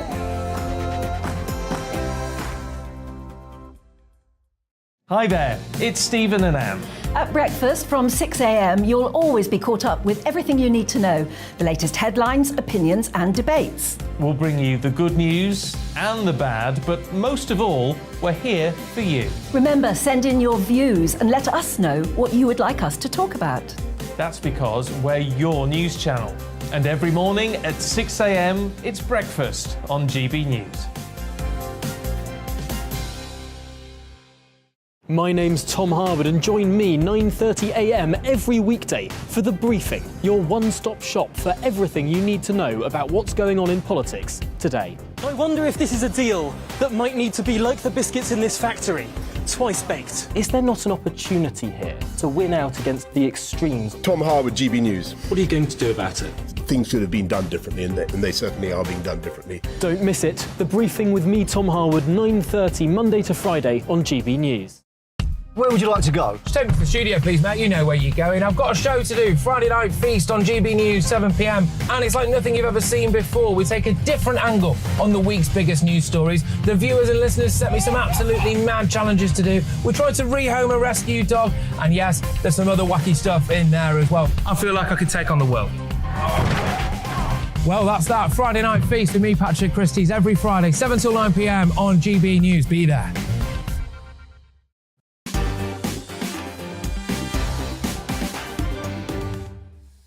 The papers in just 2 minutes' time, but it's time now to speak to the Queen of US Showbiz, Royal and Political Reporting, Kinsey Schofield. Hi, Kinsey. Hi, Mark. What a good interview with Lady C. She's got all the tea. Well, indeed. Look, from one royal expert to another. But Kinsey, let's start, shall we, with the Vice President of the United States, Kamala Harris. In a bizarre video, I think we might have it. Sebastian, do you mind rolling this one out? First of all, tell us who Kamala Harris actually is. Well, she's our vice president, and not a lot of people have that much confidence in her, but we have more confidence in her than Joe Biden. This is a typical Kamala Harris move. I don't think that there was anything wrong with what she says. If we do get the video, if we don't, let me know and I'll explain it. I'm delighted to say we've got it, Kinsey, so let's take a look. Go ahead. Good afternoon. I want to welcome these leaders for coming in to have this very important discussion about some of the most pressing issues of our time. I am Kamala Harris. My pronouns are she and her. I am a woman sitting at the table wearing a blue suit.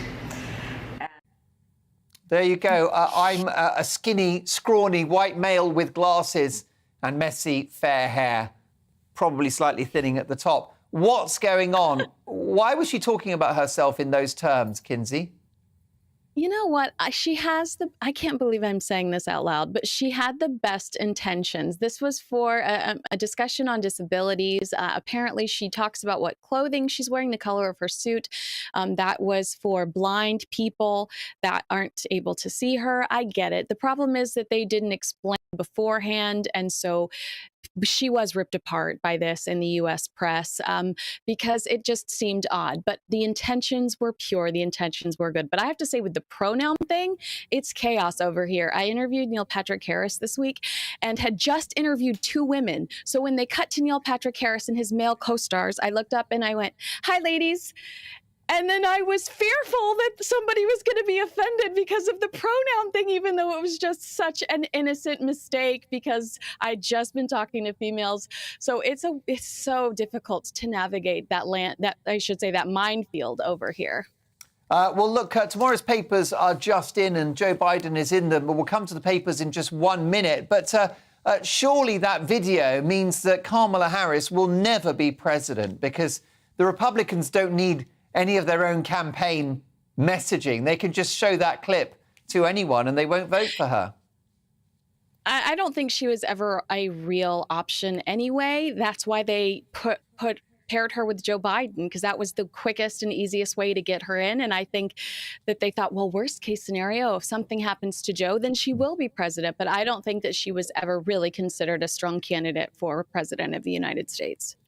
Briefly, Kinsey, an apology from Will Smith to Chris Rock for slapping him at the Oscars. Too little, too late, or has he saved his career?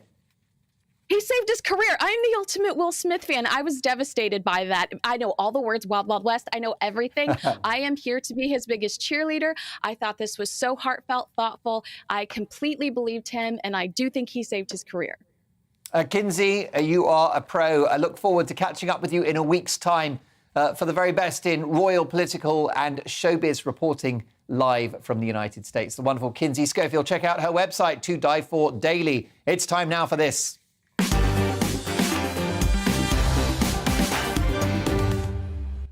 Yes, indeed. As always, every Friday, Saturday and Sunday, we have the papers at bang on 10:30. Hot off the press, reacting to the big stories from tomorrow's papers, our journalist, broadcaster and commentator Sam Dowler, comedian Sajila Kershi, and columnist for the article, founder of the Contrarian Prize, Ali Miraj. And let's take a look at the Sunday Express. And here's their front page splash. Rishi, I'll save the high street. Rishi Sunak has vowed to save the high street as he attempts to put his leadership campaign back on track. The former Chancellor has promised to revitalise Britain's 58,000 empty shops.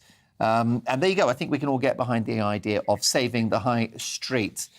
Also, England expects the Lionesses to make us proud and maybe even beat Germany. We will, of course, bring you reaction to the final in the Euros, women's football final tomorrow. We'll get experts' opinion, especially if England win.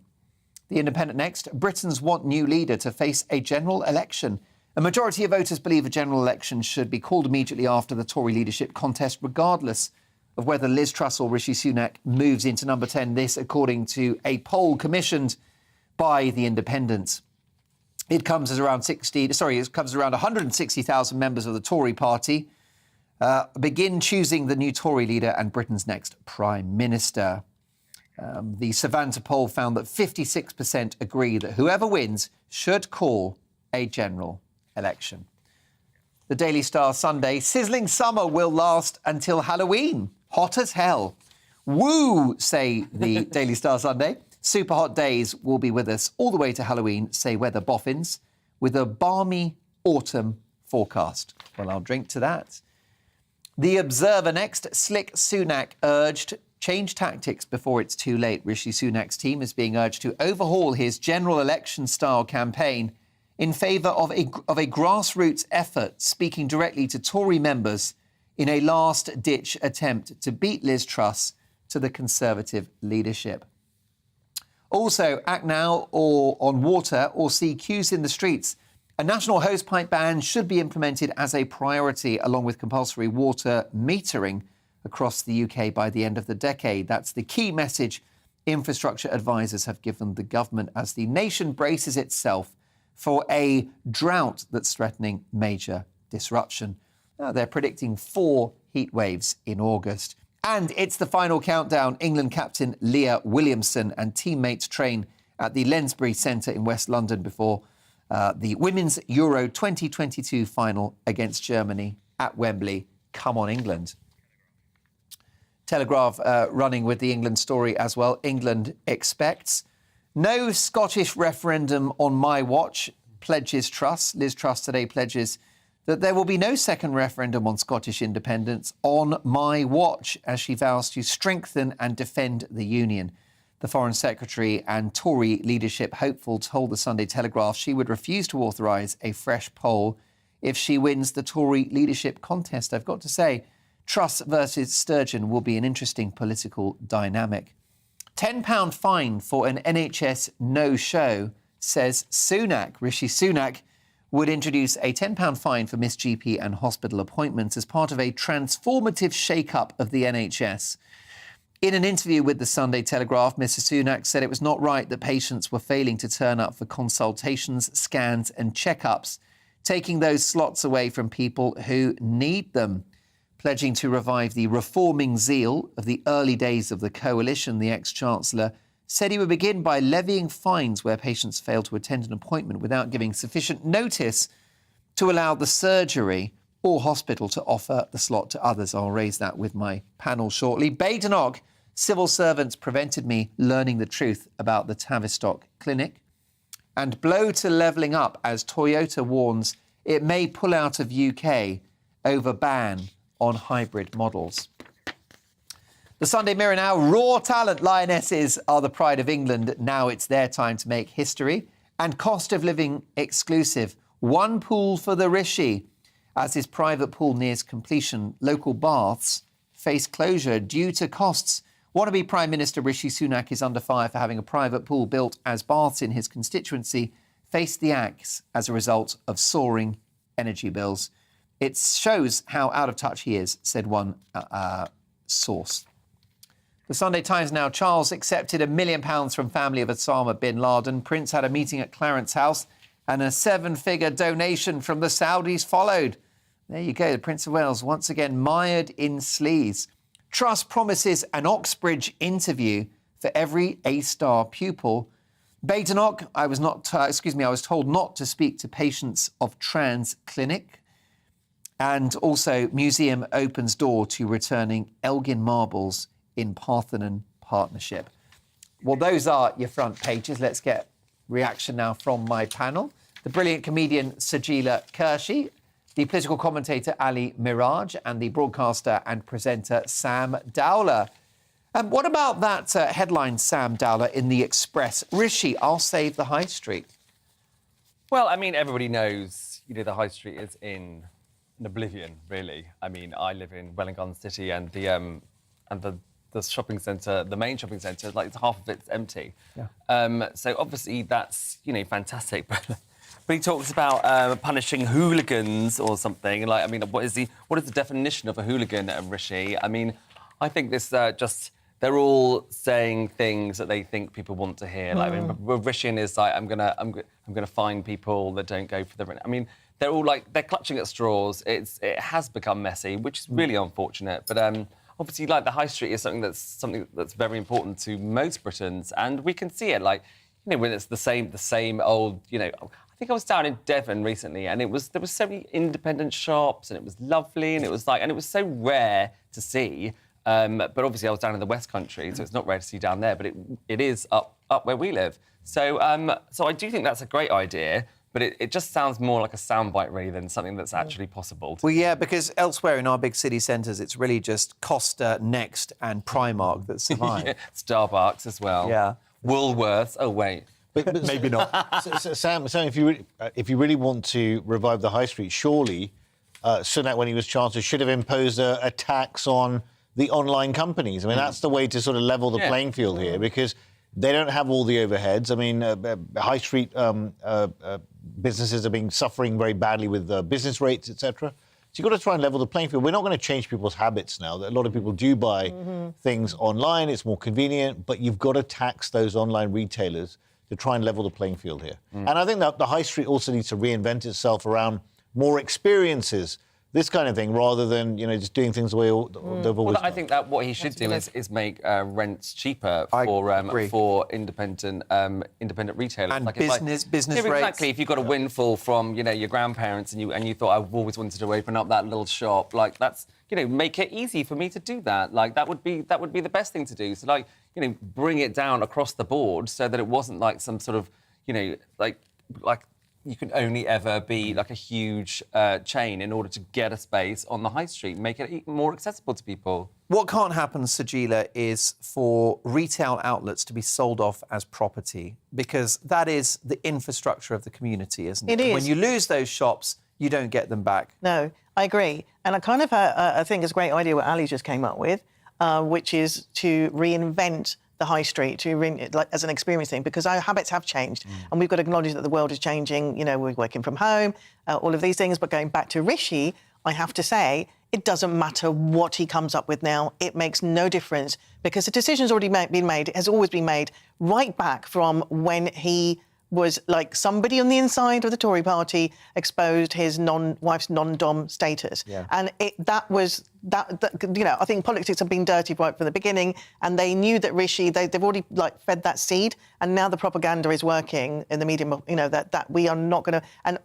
if the election comes straight after who has been elected, it's already been, the whole hustings, everything is set in place to ensure that it's not going to be Rishi, it's going to be Liz, and Liz has been. I mean, look, we saw her outside, didn't we? Like she's all well made up. She's had a she's usually up. It's interesting you mentioned that, right, about the non-dom thing, because look, I think out of the two candidates, Rishi's being sensible on the economy. I think we're in a dire state, and I think like drastic tax cuts right where we are is going to be inflationary, right? I've nothing against Liz Truss. I think she's a perfectly decent person. I've known her for a long time, actually. But I think on this particular thing, I mean, Rishi's being more sensible. But the interesting thing is, Rishi, clearly very capable, very intelligent, competent guy, went straight to one of the safest seats in the country, Tory safe seat, up in Yorkshire, Richmond, right? Never fought a seat he couldn't win, never fought a marginal. And in that process, a bit like appointing a first-year medical student to go and perform open-heart surgery, right? There's something about earning your spurs, learning your craft, and also making mistakes. That non-dom thing could have come out in some little election somewhere that probably no one would have noticed, and he would have learned. Liz Truss, to her credit, has been a local councillor. She fought a seat she couldn't win, fought a marginal she didn't win, and then on a third attempt got into Parliament. She's been in and around the Tory party for 25 years, and that now, with the members, is showing. But that doesn't translate into actual policies. Agreed. Who's coming into power. Agreed. Like, Rishi does have more sensible ideas, like 100% Plus, agree. he knows and the he will Treasury learn. inside out, and he knows the economy inside out. Exactly. And I think the British people would prefer Rishi. I mean, like, I remember back in the days of the old pandemic when like I had like WhatsApp groups, and every time Rishi was on TV, everyone would be like, "Oh, Rishi for PM." You know, they used to love it was Dishy Rishi. Yeah, Dishy Rishi. I mean, like that's when. And have a dish on Rishi. Yeah, eat out to help out. I mean, eat out to help out. Look, he's a competent, sensible, He was like a credible superhero guy. in the first lockdown. Exactly. But he's not going to get it. The big problem for the Tory grassroots is that lefties like you like him. And that's the kiss of death. But you see, it's also partly, right, if I'm absolutely honest, it would be great to see the next person of colour in power. That would be I don't want to get beyond that because I think with Kevin yeah, we could neither left or right couldn't see beyond her colour. They didn't look at her policies, and they were like, oh look, it's a black woman, and then it's a black woman, but they didn't look at her policies. It's so interesting, Julia, because I always find that people on the right, the Conservatives, they never really bang on about the colour or the gender issue. It's people on the left that are obsessed with this thing. Like, oh, it's time Labour had a female leader, or it's time Labour had an ethnic leader. We don't hear that from the right, but yet this has been the most diverse leadership contest the Conservative Party's ever had. Yeah, it is annoying. It is annoying. They just do it. I think the British people would go for Rishi. Yeah, they would go for Rishi, and then we would have our first person of colour. I don't think it's going to be Rishi. We'll discuss it tomorrow in the big question. But whoever wins, if it is Liz Truss, should she face the country? Should she face the country? 100%. Should there be an election 100%. straight away? Straight away. Hardly in the national interest, Ali Murad. I don't think that there should be an election right now. I think what the country needs is some stability. There's a precedent for not having an election. Gordon Brown never had an election. Yeah. Look, election will be a couple of years away. I think right now, given where we are, we need to grip the cost of living crisis. That's the number one thing. And there's a war going on in Ukraine. Let's well said. 10 quid for not turning up for a medical I agree, appointment. 100%. I am in and out of hospitals all the time, and if I didn't turn up to any of my appointments, I would happily pay that £10 because those hospital appointments are valuable, they're really important, and I think it's right. I think it's right that if you don't turn up... Most people can't afford that, though. But why have they not... Unless you've got a good excuse. What's the sliding scale to say why did you miss your appointment? Did you fall down? Could you not get childcare, etc., etc.? Like, I mean... It will slip through the net many times, and people would be like, "Oh, I can't afford that £10." Like I thought, but it works well with the dentist. That's why I pay my taxes, right? My dentist makes me pay a deposit. Yeah, and that's an NHS dentist, and I don't mind because I think, well, look, I've got to be there or I lose my money. But they give me 24 hours to cancel. But it's also about personal responsibility, right? I mean, if you can't make it, look, the only defence is can you get through to your GP in the first place to tell them you're not coming? Never, right? I mean, that's the issue. There was a text number, perhaps. Yeah, text number, yes. Next up, more from the papers. A fascinating story. A young woman chastised online for not kissing her boyfriend for 2 years because they are unwed. Should we bring back no sex before marriage? We'll discuss that, plus another great British game show as well. See you shortly.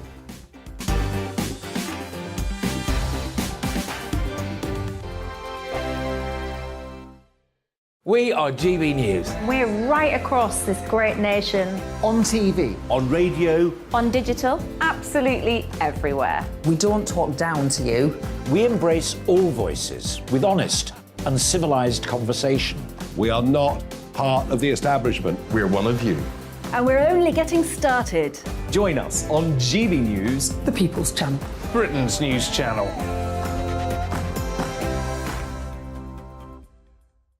Hi there, it's Stephen and Anne.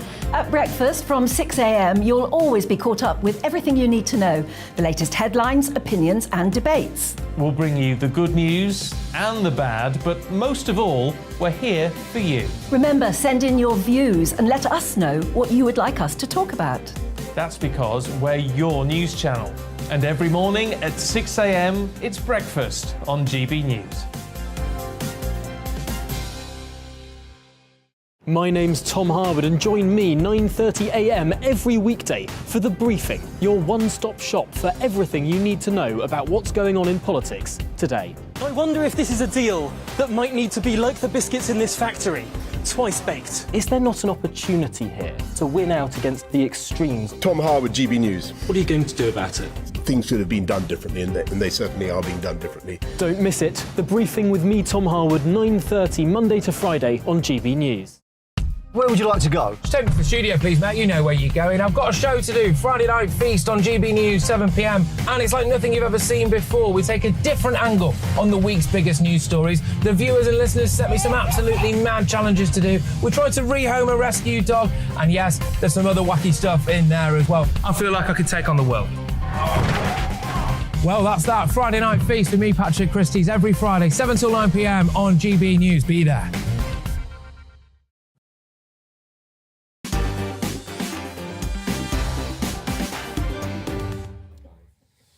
How about this from Annie? I don't believe the public want a general election. Sunak, well, frankly, it's far too late. Conservative Party members will vote for Liz. We don't like disloyal traitors.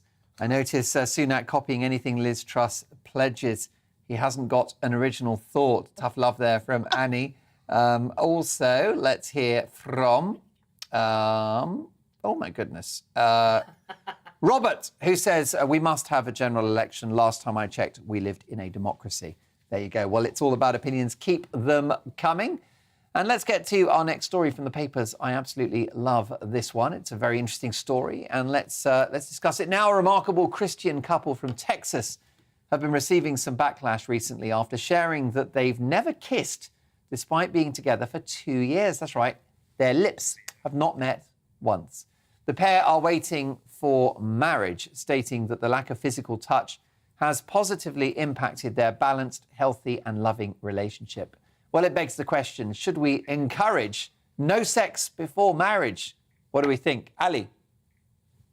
Have you got Thanks for coming to me first. You've got the self-discipline for that answer. Look, I found it a prize for contrarians. This is a contrarian position, but good for them. I think it's very laudable. I think it's admirable. I think they've got every right to do that. They're obviously religious Christians, and in their view, there's no sex before marriage according to their religion. So I think good for them. I think also we generally, look, we're living in a pretty permissive environment where we have so much choice now, and people are dating on apps and swiping here and swiping there. I'm not sure it's doing our mental health that much good. But look, good for them if they want to do that. Everyone has a right to choose what they want to do. And I think, frankly, the role of institution of marriage is an extremely important building block of society.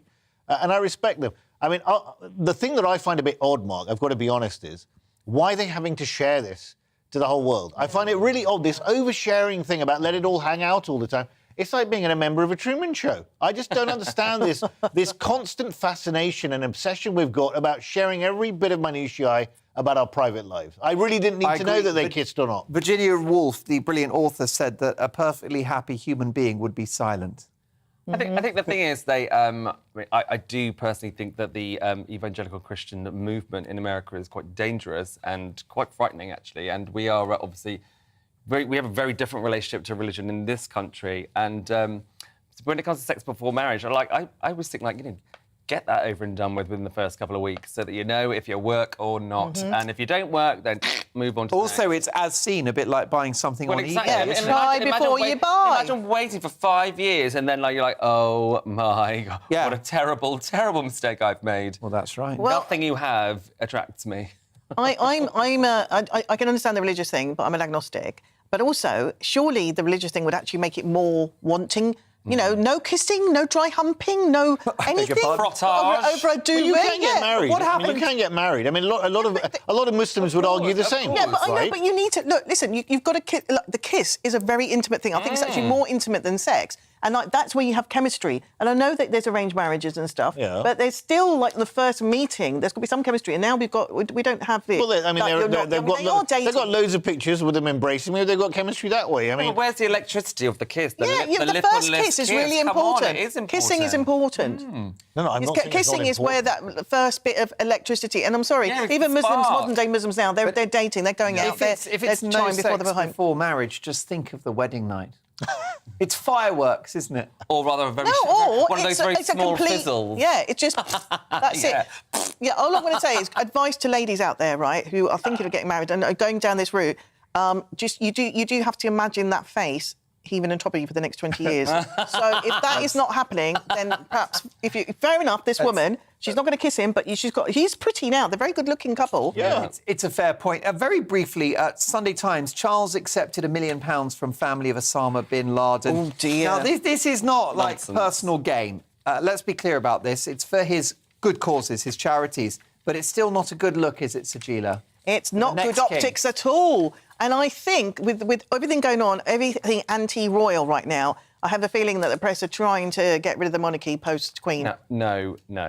This is just they're trying to chuck mud at Charles for some reason. I don't even know why. Because they want him to maybe just abdicate instantly and give it to William. I don't know, but this is ridiculous. Stop going on about how it's it's literally the minutiae of his job. There's so many things all over the world, has done for many, many years. I mean, going into little bits and bobs. I mean, this is a ridiculous story. It's made it more interesting, though. He's had the longest apprenticeship in history, right? Yeah, exactly. Charles. He's going to be there for 5 years. Look, I'm a fan of Prince Charles. I think he's a very credible guy. But I do think these issues smack of poor judgment, and he needs to sort it out quickly. Naivety. Week after week, these stories are coming out. He needs to sort out his operation, and he can't be doing that. Particularly the cash coming in bags from Harrods or whatever. I mean, Yeah, and suitcase as well. That's how we're paying you tonight, by the way, at your request. Let's now do this.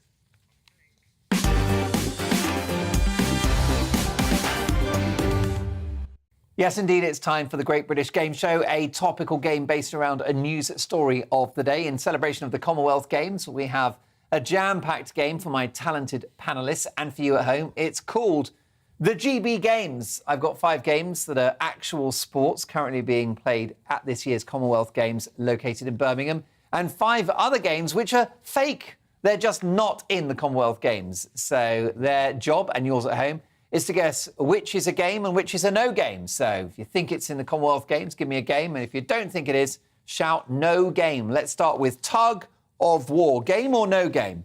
Game. No game. No game. It is no game. That's right. The points go to the boys. How about BMX? Game. Game. Yeah. Sajila? No game. It is a no game. Oh. There you go. Olympics, We're all level now. Beach volleyball. Game or no game? No game. No game. It is game. Oh, what? Yes. Can you imagine? Beach volleyball. Where's the beach in Birmingham? They've made a sand thing. I did a gig on there when they did a sand. Oh, they there do you it go. regularly. They don't have them in the Commonwealth. How about beaches. badminton? A game. Game. It is a game. Well done. Ballooning. No game. No Only game. Richard Branson. No game. No. Skateboarding. Game. Game. No game.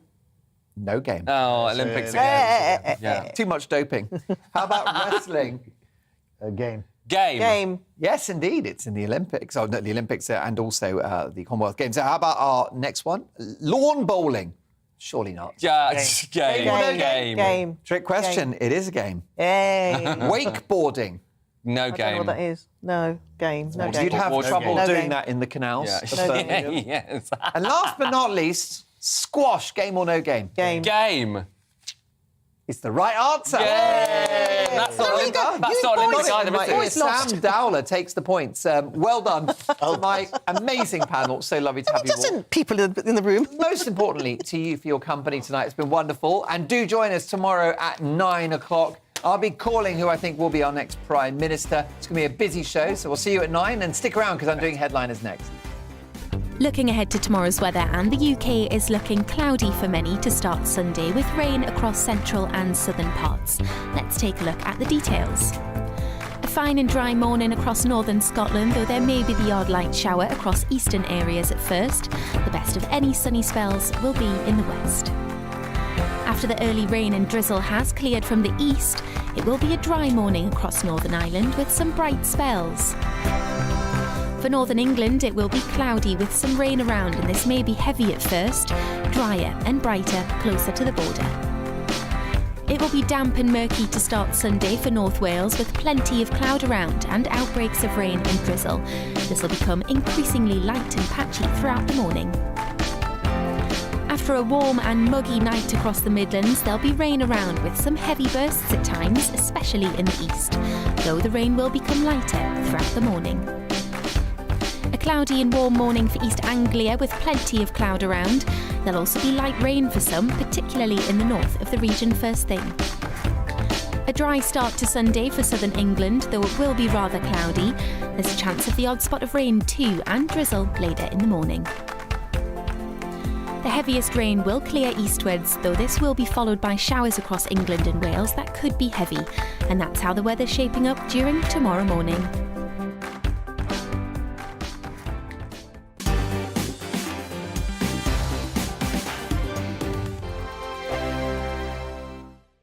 We are GB News. We're right across this great nation. On TV. On radio. On digital. Absolutely everywhere. We don't talk down to you. We embrace all voices with honest and civilised conversation. We are not part of the establishment. We're one of you. And we're only getting started. Join us on GB News, The People's Channel. Britain's news channel.